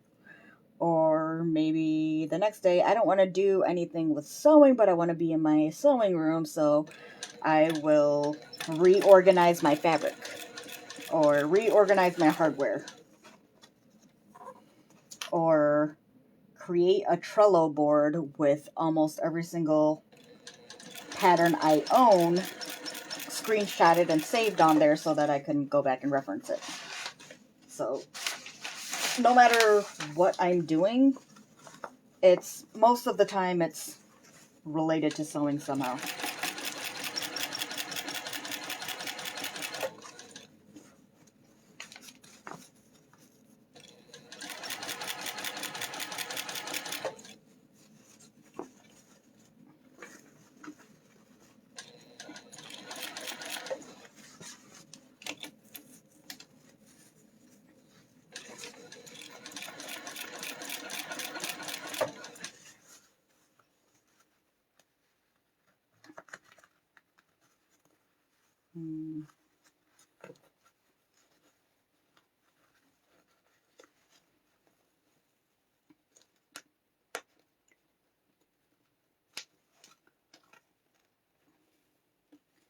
Michelle, you have to let us know how that is. That sounds like fun. I do not have normal TV, so like any other millennial, I stream. So I don't get to see Discovery. Kathy, yes, I had to push back the session by 2 hours, so we are... I figured it was Friday, you know, everybody can stay up a little later.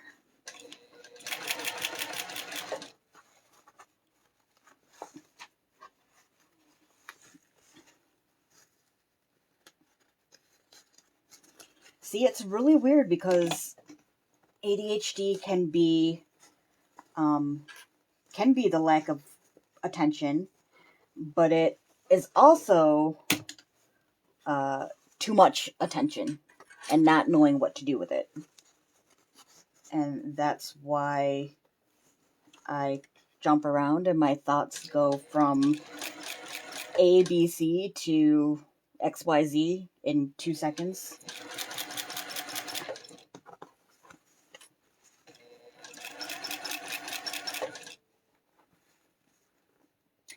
Good night, Michelle.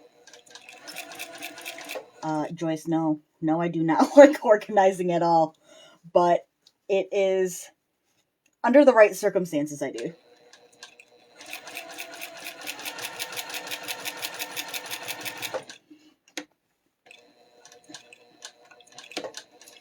Kathy, were you able to do any more work on your bag of the month?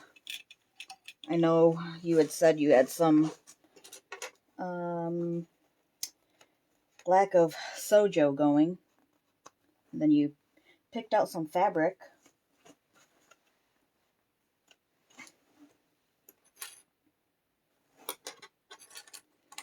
Oh yeah, I'm mentally overwhelmed, but I do it to myself. And the short way to describe it is because I lack stimulation. So I will find ways to get that stimulation somehow. So like, for example, if I'm just sitting and watching TV, I can't just sit and watch TV. It's not possible. I cannot. So I will be on my phone. I will be reading a book. I will be knitting. I will be cutting out sewing patterns. I will be doing anything in addition to watching TV.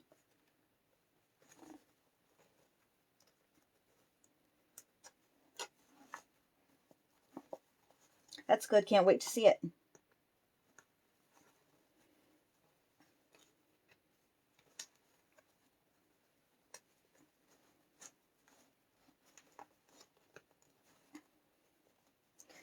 It's really nice to, I guess, be in a world where it's not as taboo as it was even 10 years ago.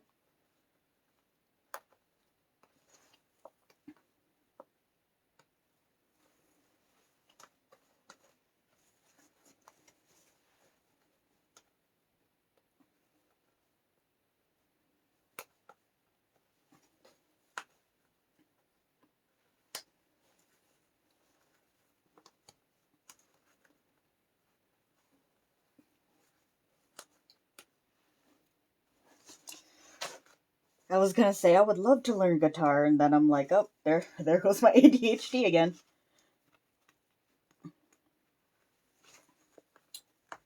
Kathy, I was the same way. So my previous life, I was a store manager for Home Depot and for Meijer, which is like a regional chain of, I think, Walmart. And I worked 50, 60-hour weeks, and, like I would have people waiting, literally waiting for me to come in so that they could complain about X, Y, and Z. And just by the time I got home, like I couldn't even think. Like I didn't want to make any decisions. I didn't want to think. I didn't even want to talk to people. And I thought it was because I was introverted, which I am. I very much need my own space.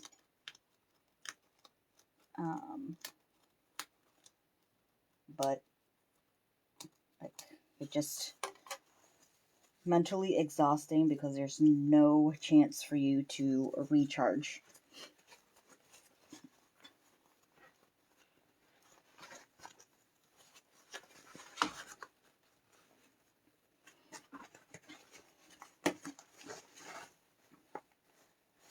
Yeah, that's so sad because you think about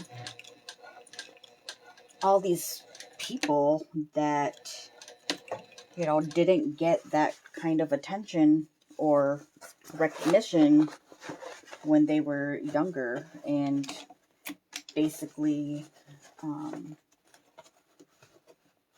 had their like potential taken away from them because nobody understood what was going on.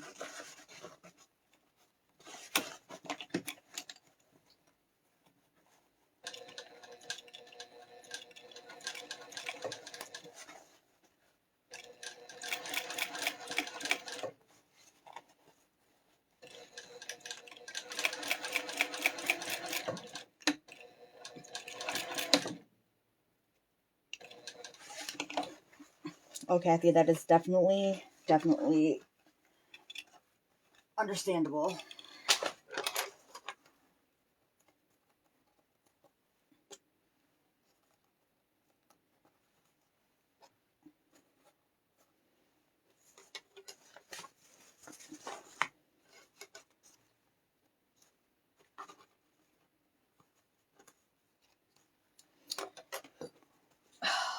Okay. Look at that top. Oh. Wait. Where am I? Oh, trim seam allowance is down to a 1/4 inch. So I've got my pinking shears from IKEA of all places.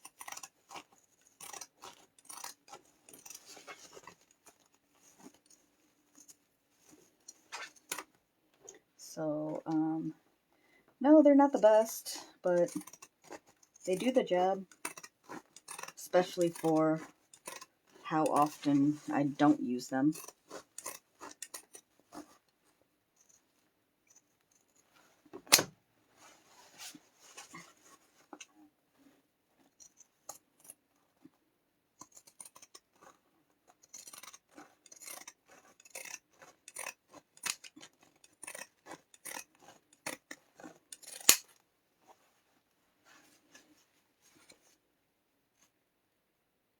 You know what? Thank you to the both of you, because I can't imagine actually being the one in the military, but I also can't imagine being that person's family either. You know, like dealing with, like, you know, not knowing if anything's gonna happen, or like even just simple things like moving all the time. So military families don't always get the kudos they deserve.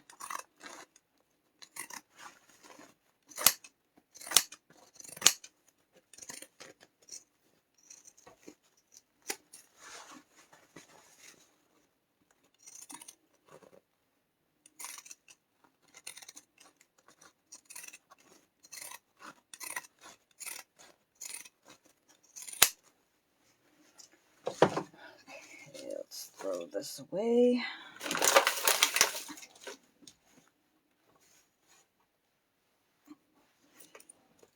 And then let's trim this one.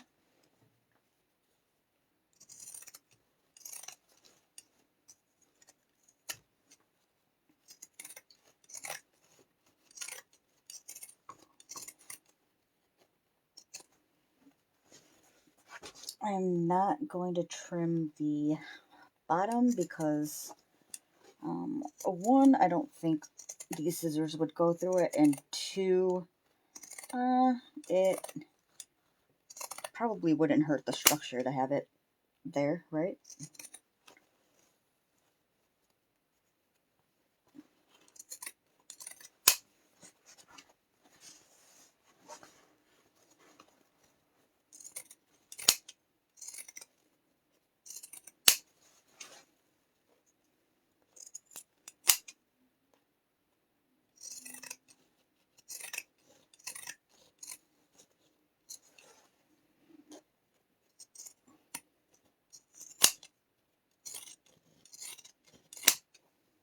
Nope, and here I go cutting the bottom.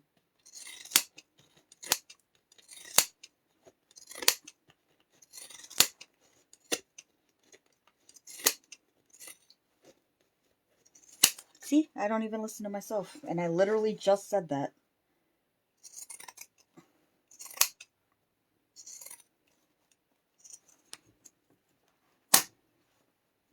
Uh-oh.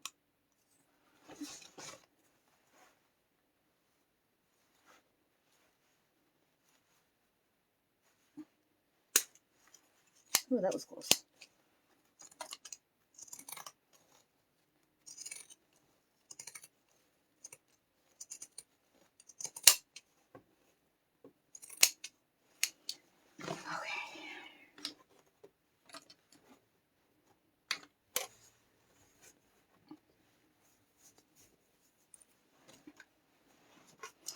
let me take out the infamous vacuum.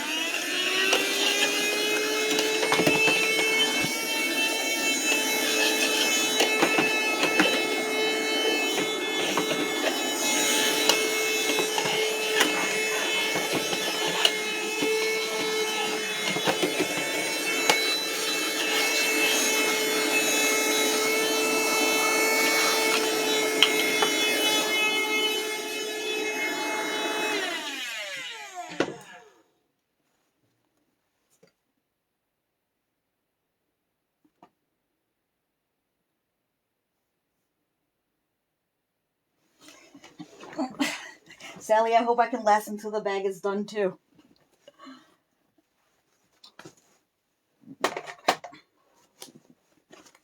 Oh, I need a trash can that attaches to my sewing table, but for now, we'll call it the floor. Exterior of the bag, wrong side out.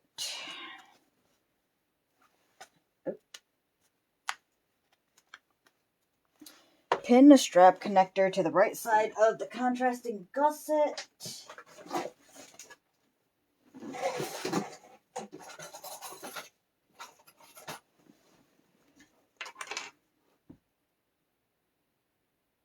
Where am I? Matching the bra end of the connector to the top raw edge of the gusset. So, wrong side's out, connector to the right side. So in here, and then machine based.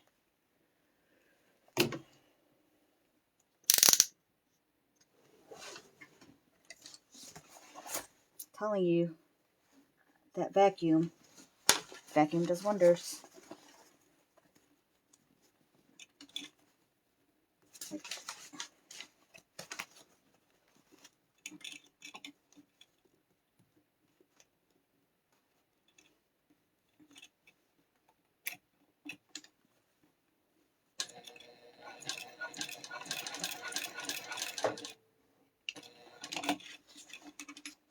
Nice.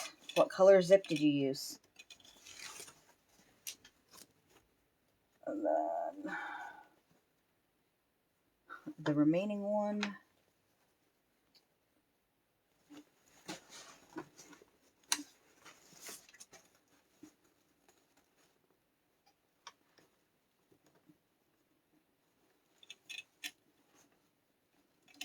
Oh yeah, that's right, because your bag is purple and blue, I want to say.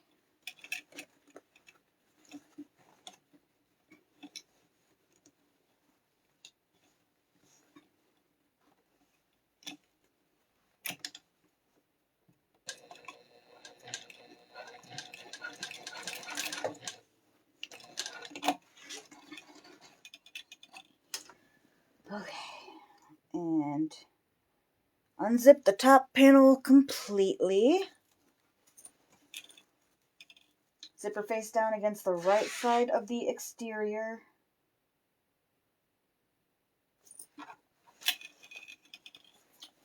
Pin 1/2 of the zip top panel to the front panel, matching the long raw edge of the zip top panel to the top raw edge of the bag.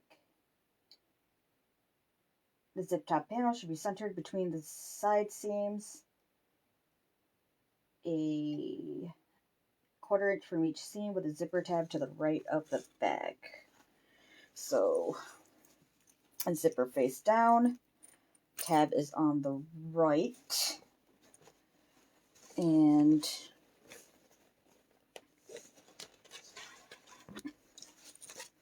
what in the world? Oh, this didn't cut.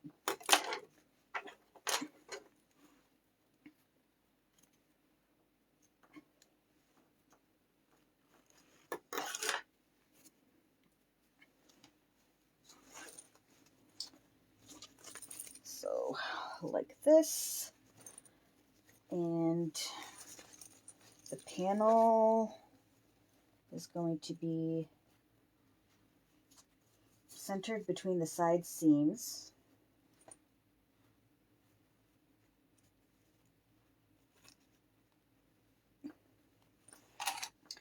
guess what I'm not doing? Measuring.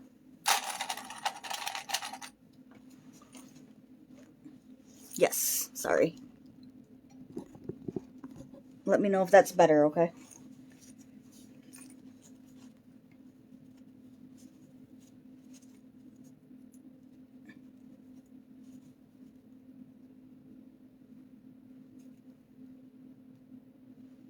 What did I do? Hang on.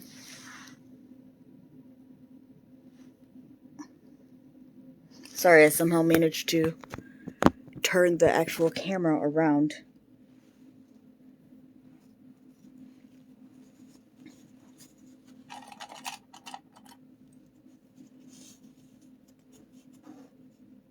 Okay, is this better?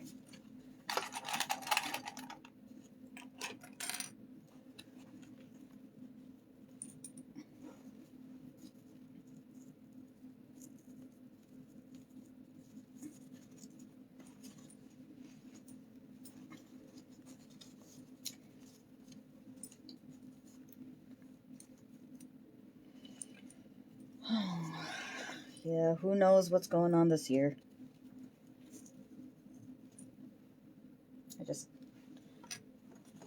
I'm not going to make any plans.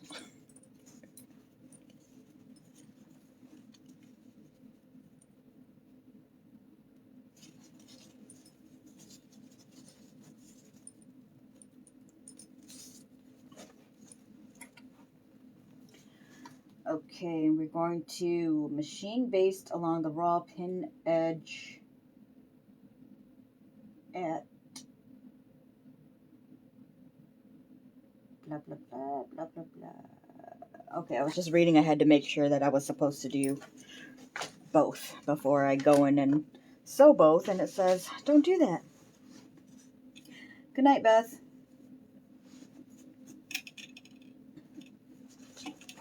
You know, it really is. I can't believe we've been going through this for almost a year now.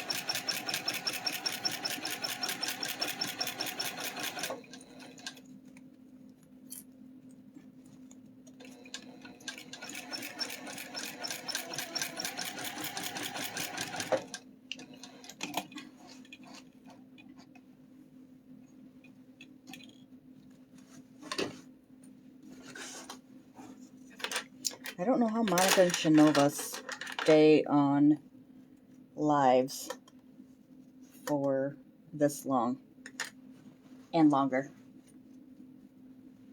Like, when I hit the 2-hour mark, I'm exhausted. I'm tired of talking. And I don't know how they do it. They do like 4 hours or more.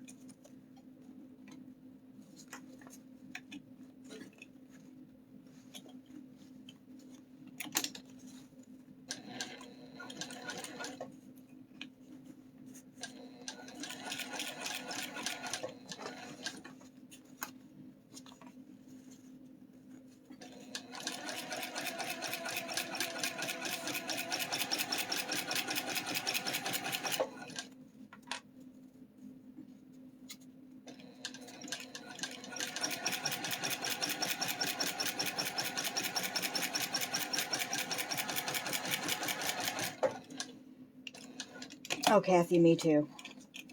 Whenever this ends, I am going to sign up for every single sewing retreat that is bag or garment related.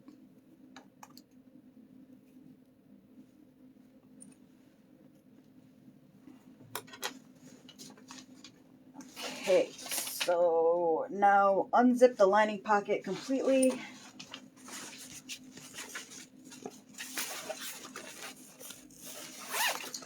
With the exterior of the bag right side out and lining wrong side out,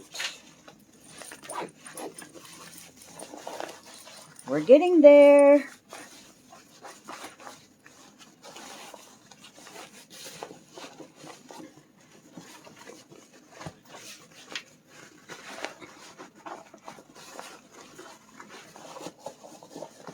Oops.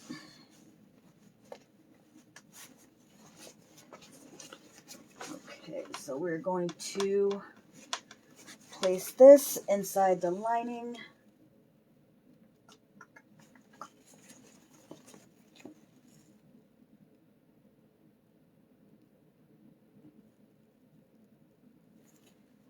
Okay, so we have to make sure that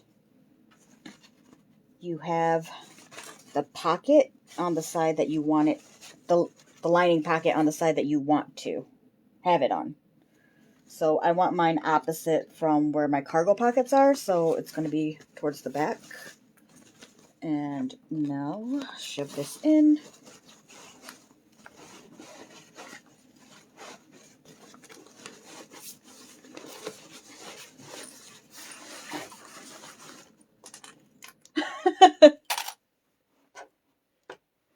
I sigh a lot anyway.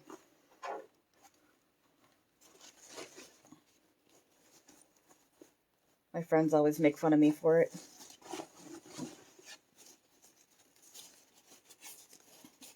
Okay, so we're tucking this inside and the strap connectors inside.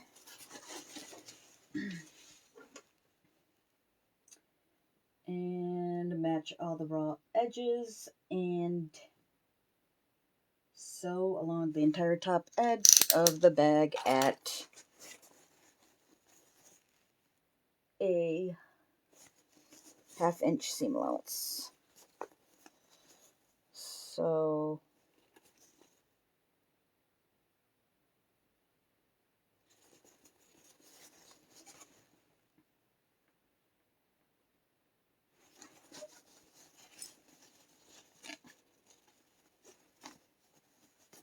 all right, y'all. Oh, okay, never mind. I was gonna say help a tired girl out, but I think I've figured it out.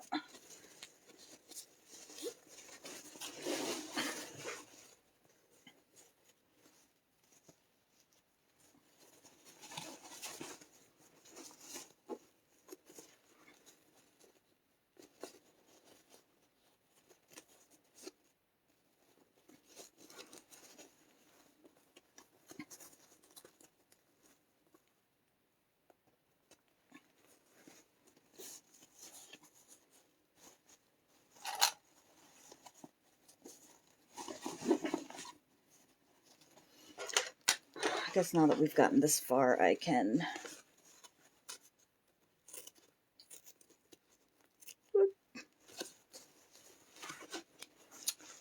I have a little bit left over, but hopefully that works out.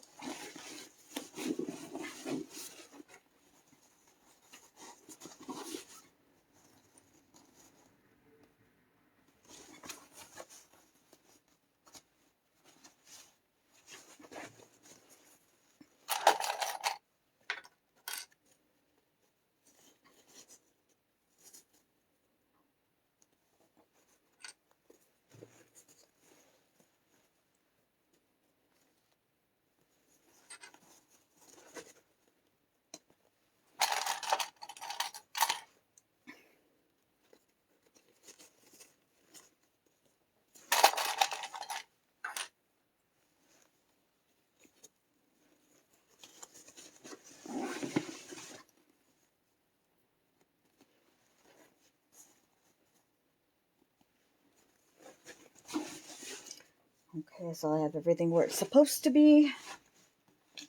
And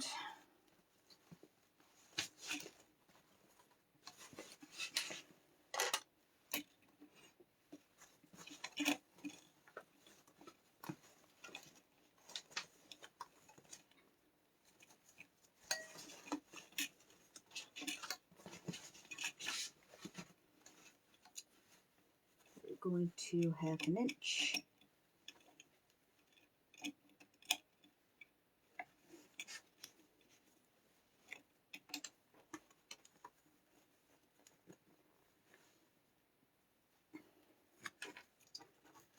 I'm glad somebody finds my late night antics amusing.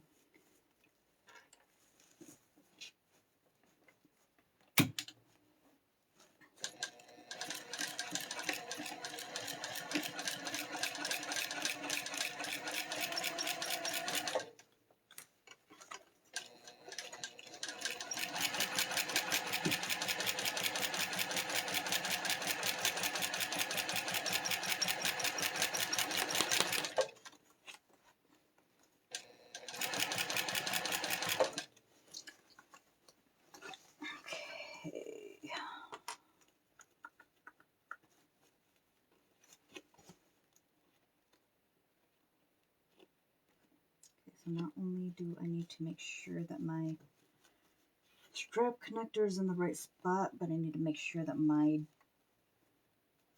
D-ring isn't folded up like it is right now, because it will hit my needle. Uh-oh.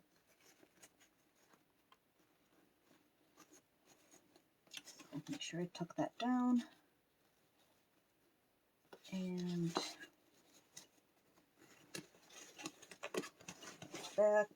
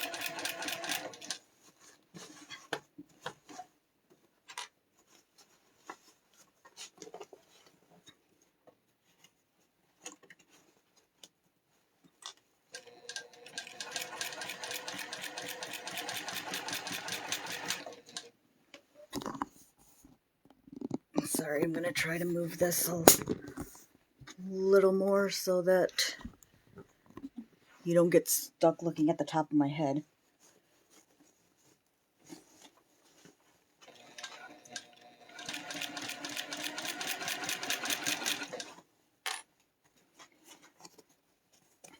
Oh my god, I was just thinking the same thing. I was like, this is... I feel like I'm like wrestling with an alligator or something.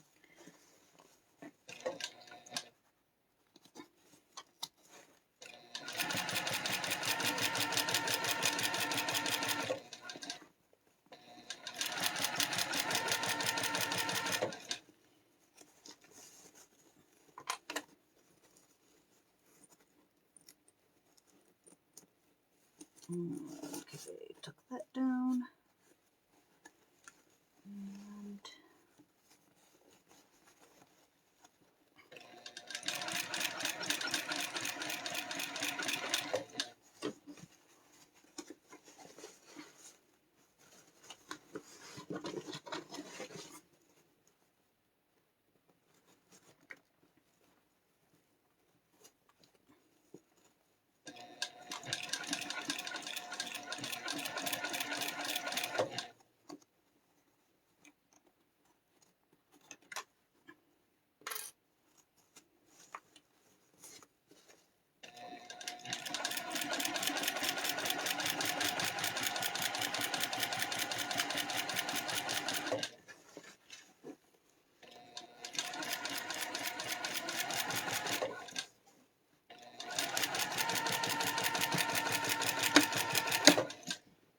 yay.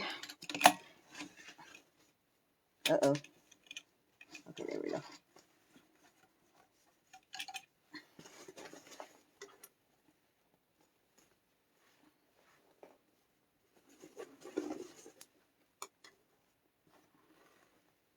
Just making sure that I caught everything.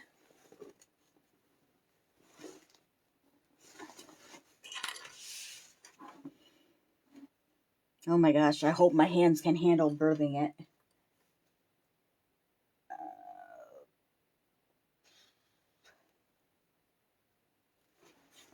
And now we trim the seam allowance.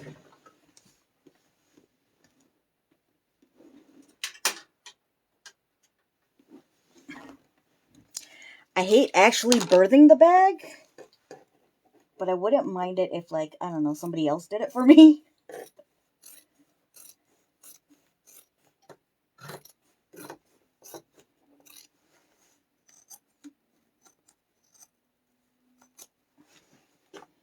So we are just trimming down the seam allowance everywhere but where the strap connectors are.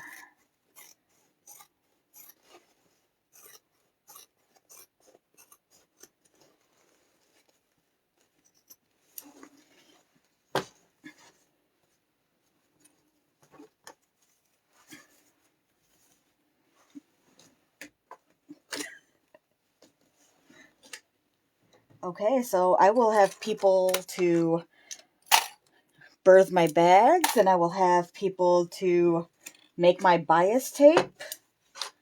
Man, I'm not going to have to do anything but just sew. And then we are going to pull the exterior of the bag through the opening of the lining pocket.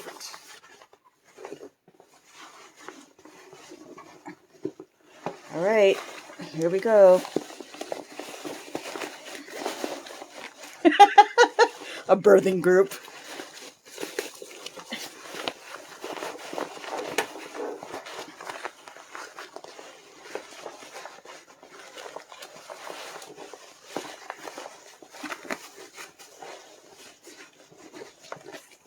Also, if anybody has any tips on birthing besides, I don't know, just shoving it through, I'm all ears. You love the sound?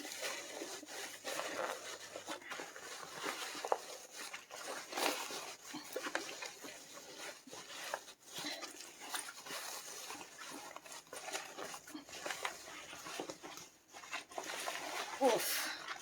Yay!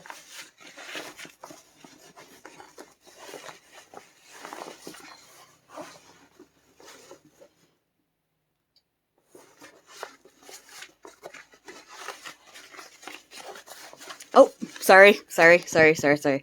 Here we go.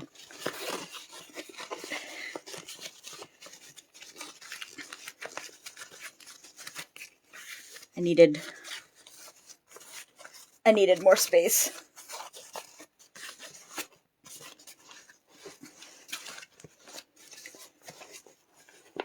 Okay. So now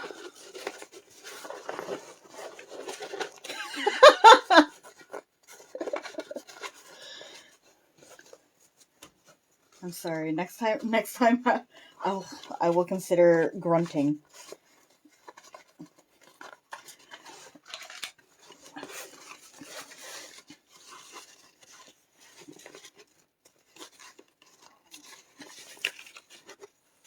It looks like I will have to move my hair dryer into my sewing room then, because I definitely don't use it to blow dry my hair.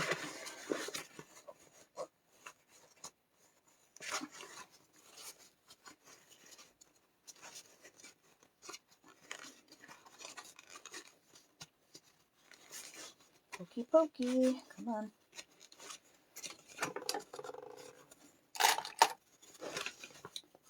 And then we're going to tuck these in.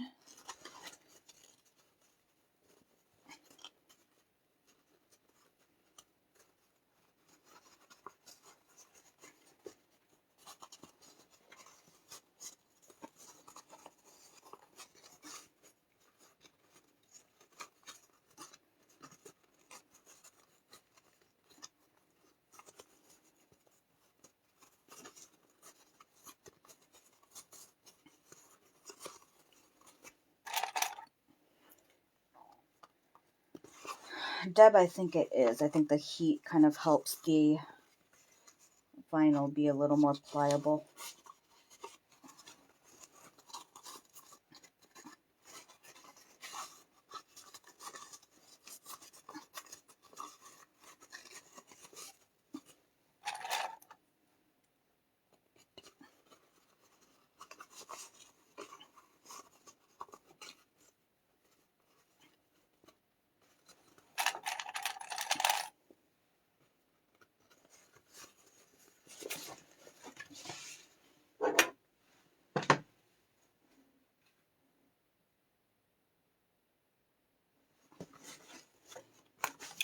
Okay, so again, not pressing.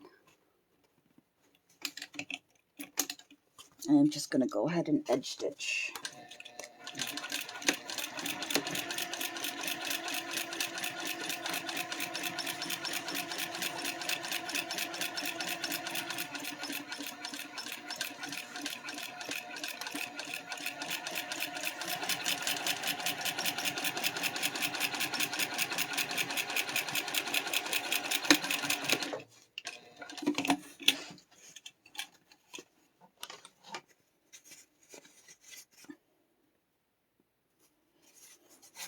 No, I don't love it. That's why I hate birthing.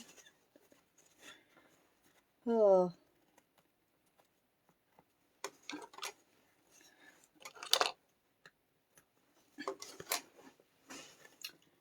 And then tuck it in.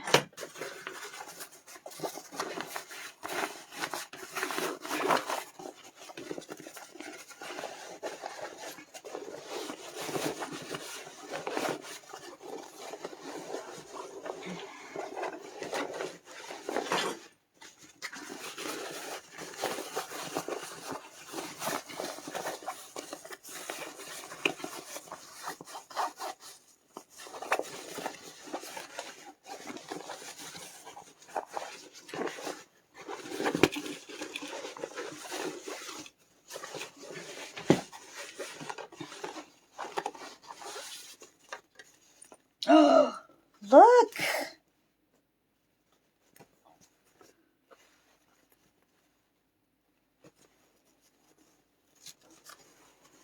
And then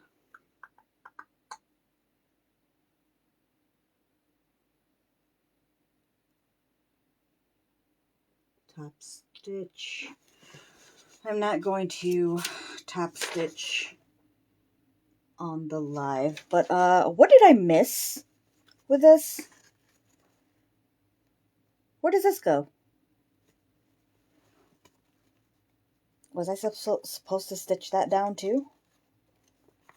I mean, it's fine. I'll put a rainbow zipper cap on the end, but I don't know what I missed.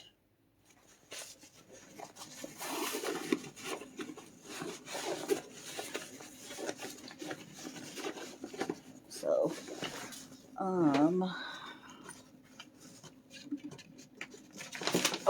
sorry. Let's grab.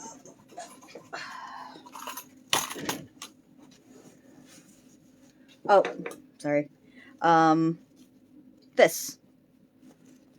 The zipper end that doesn't have this tab on it. So I don't know if I was supposed to sew it in when I sewed the lining and the exterior together. Can you see it now? How about now? How about, okay, now. This end.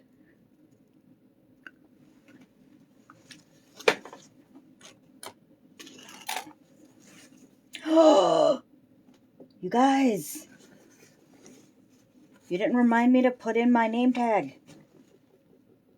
It's okay, it's my fault. I remember just thinking that too.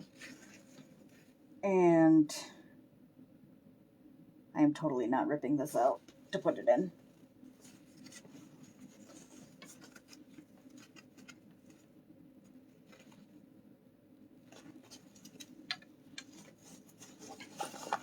I mean,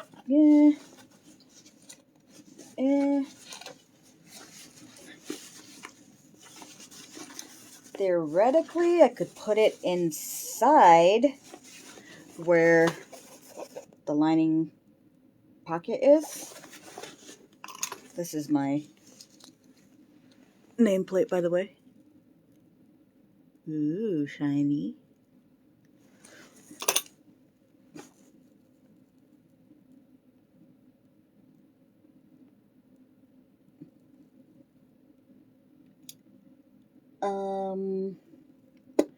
I don't think so, Cindy, unless I missed it somewhere. Kathy, I'm pretty sure there was just one. zipper tab.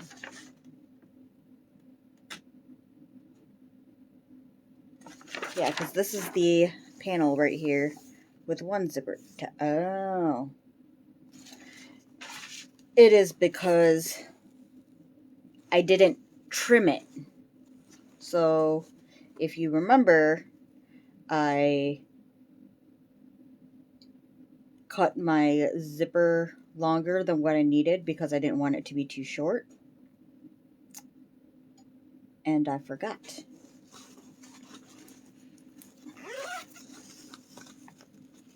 Open the zipper and put it through the front. Where on the front? I can't put it up here, and I can't put it here because of all the cargo pocketness I have going on.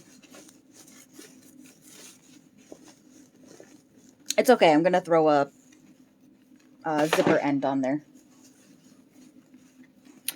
So let's knock out the strap.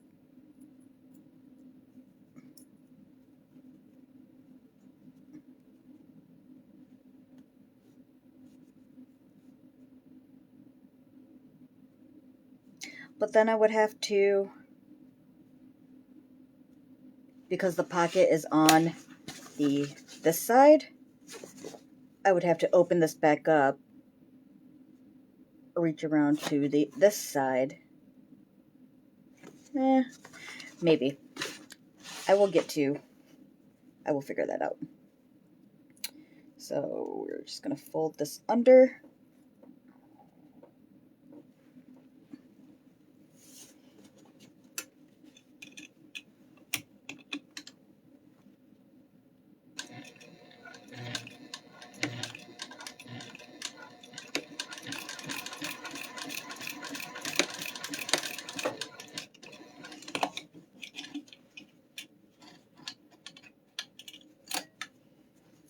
Then we're going to feed one of these swivel hooks onto here. And let's make sure that it's not twisted.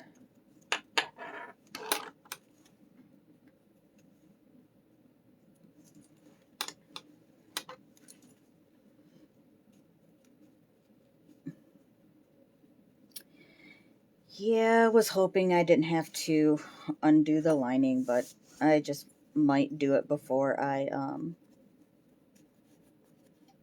top stitch at a later point. So, adjustable strap and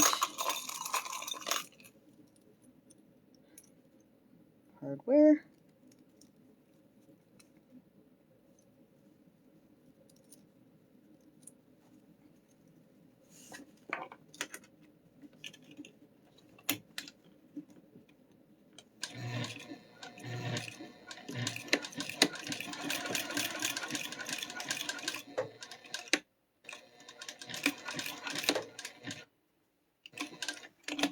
Yeah, it's fixable, just a little more work. So I was planning on adding rivets. So this is my leather punch that I have. And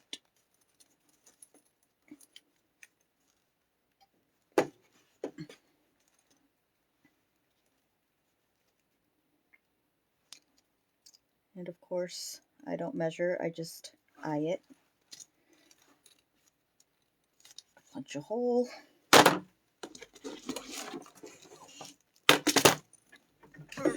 So I have the cam snaps press, and I mounted it onto a piece of wood.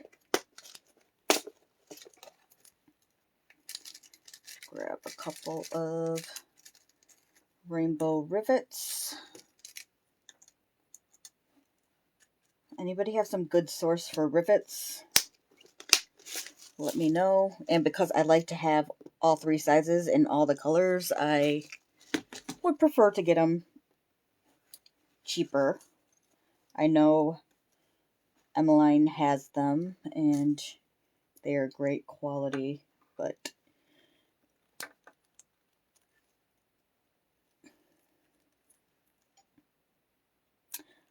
Kathy, I think I got these clips from Emmeline. Okay, so I pressed and rivet is on.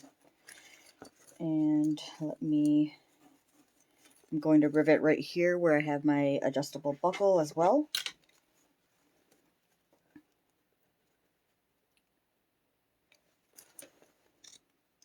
Thank you, Sally. Yes, it was definitely a marathon, especially with cutting and keeping track of 18 million pieces.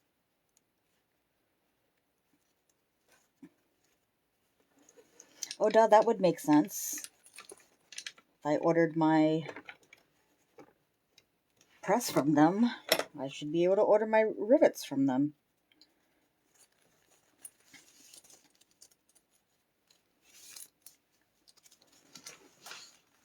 So just for picture's sake,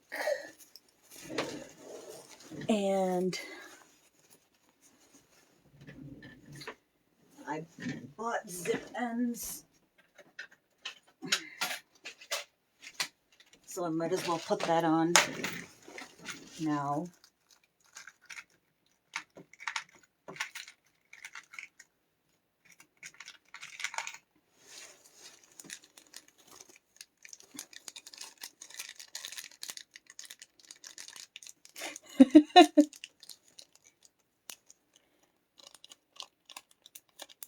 That's okay, just buy it and tell him that that's what he got you.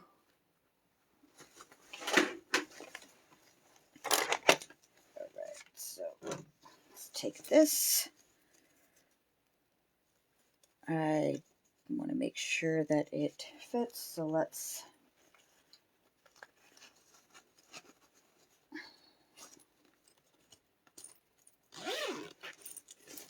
zip it closed. I sewed the end, so don't worry, it's not going to come off.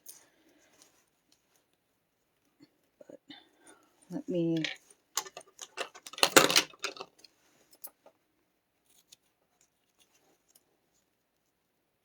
trim that a little bit.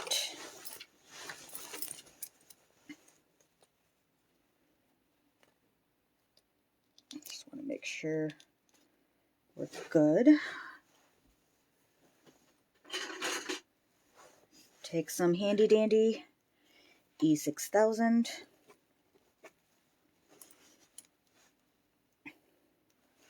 Please don't tell me I glued the lid to itself. Nope, got it. And carefully put some glue in there. Nothing crazy.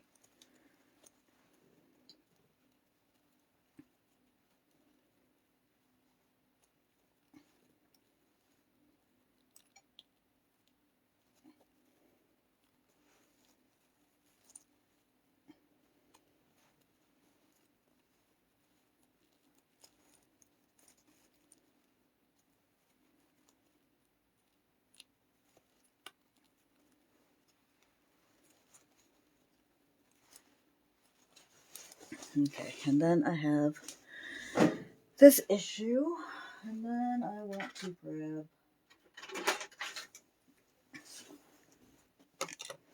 I don't know where my other stiletto is, so I'll use my by Annie stiletto to kind of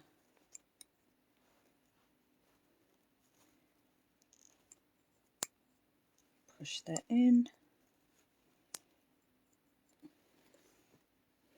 Although this one is not going to work because it is too sharp.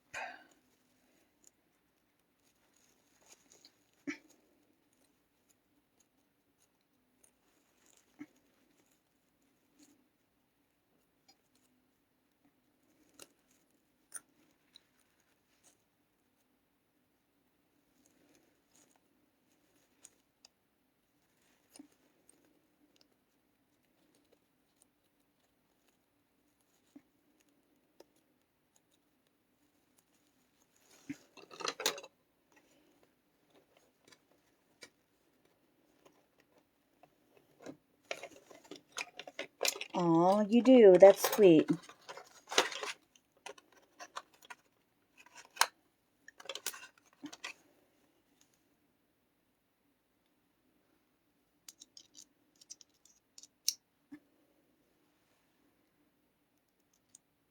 My boyfriend is very supportive of my hobby, but he would not have any idea what to buy.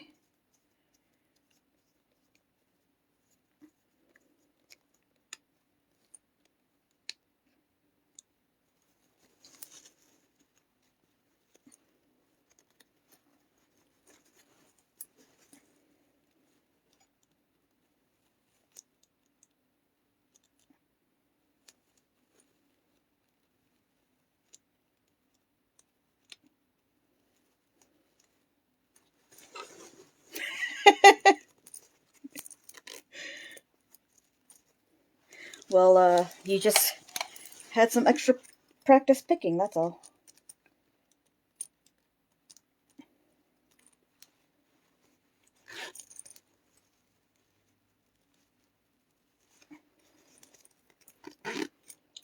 Right, and ta-da!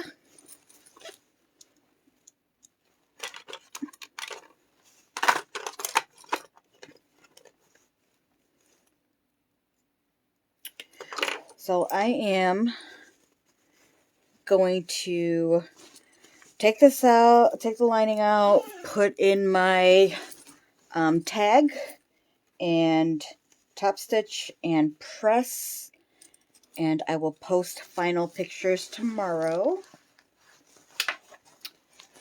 But this is what we have. Let me see if I can hold it further apart so you can get a... There we go. Front, back, top, and I forgot to show you guys my zipper thing for anybody that missed it.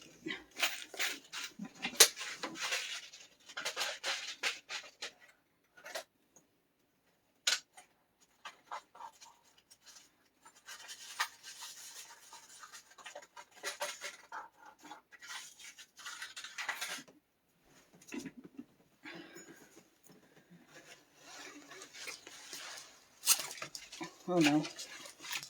Okay.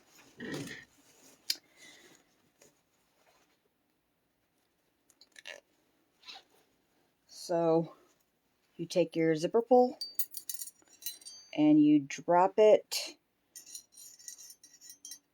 wrong side out. And so you're kind of just secluding the actual zipper head part from the decorative part.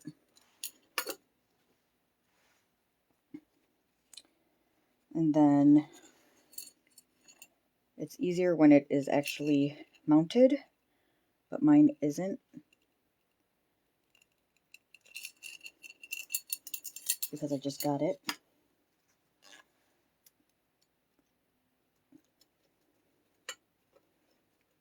Man, here we go again. Took me forever the first time. Okay, I swear when you have it cut and angled correctly, and this is mounted and doesn't move around, oh yeah, duh, from the top, it'll work. Plus I didn't cut my zipper tape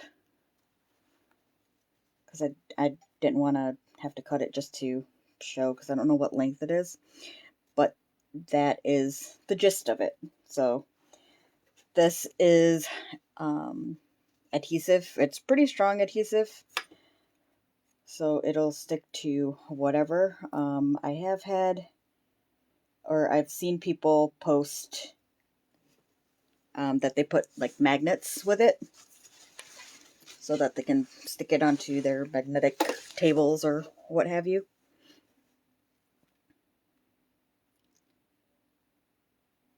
Oh, I am exhausted. Yeah, that's what I was saying. I don't want it on my machine and I don't want it on my table. So I think what I'm going to do is add some magnets and stick it to the side of one of my mobile carts that's magnetic, and hopefully that'll be enough.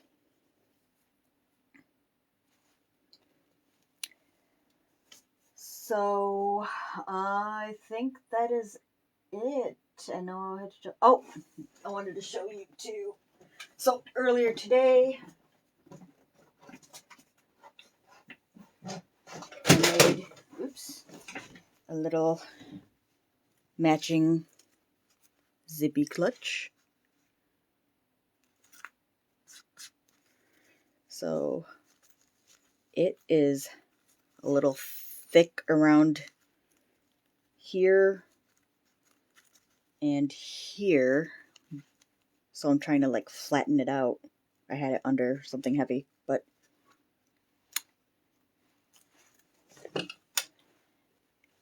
it's a matching set.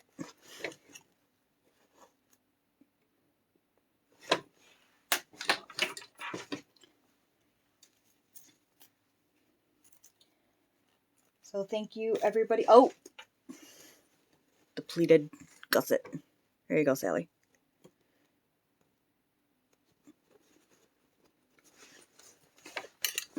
Oh, errant thread that I have to take out. So thank you all for being so patient and such good company this week. I think the next Swolong the date has not been announced, but it is going to be the Atlas backpack. So I will make sure that some links get put out for the pattern if you don't already own it. I would appreciate it if you use my affiliate link. We always appreciate that.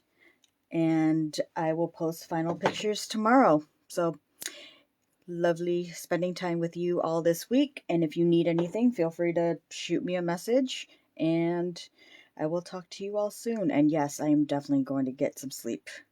So thank you all. Have a good night.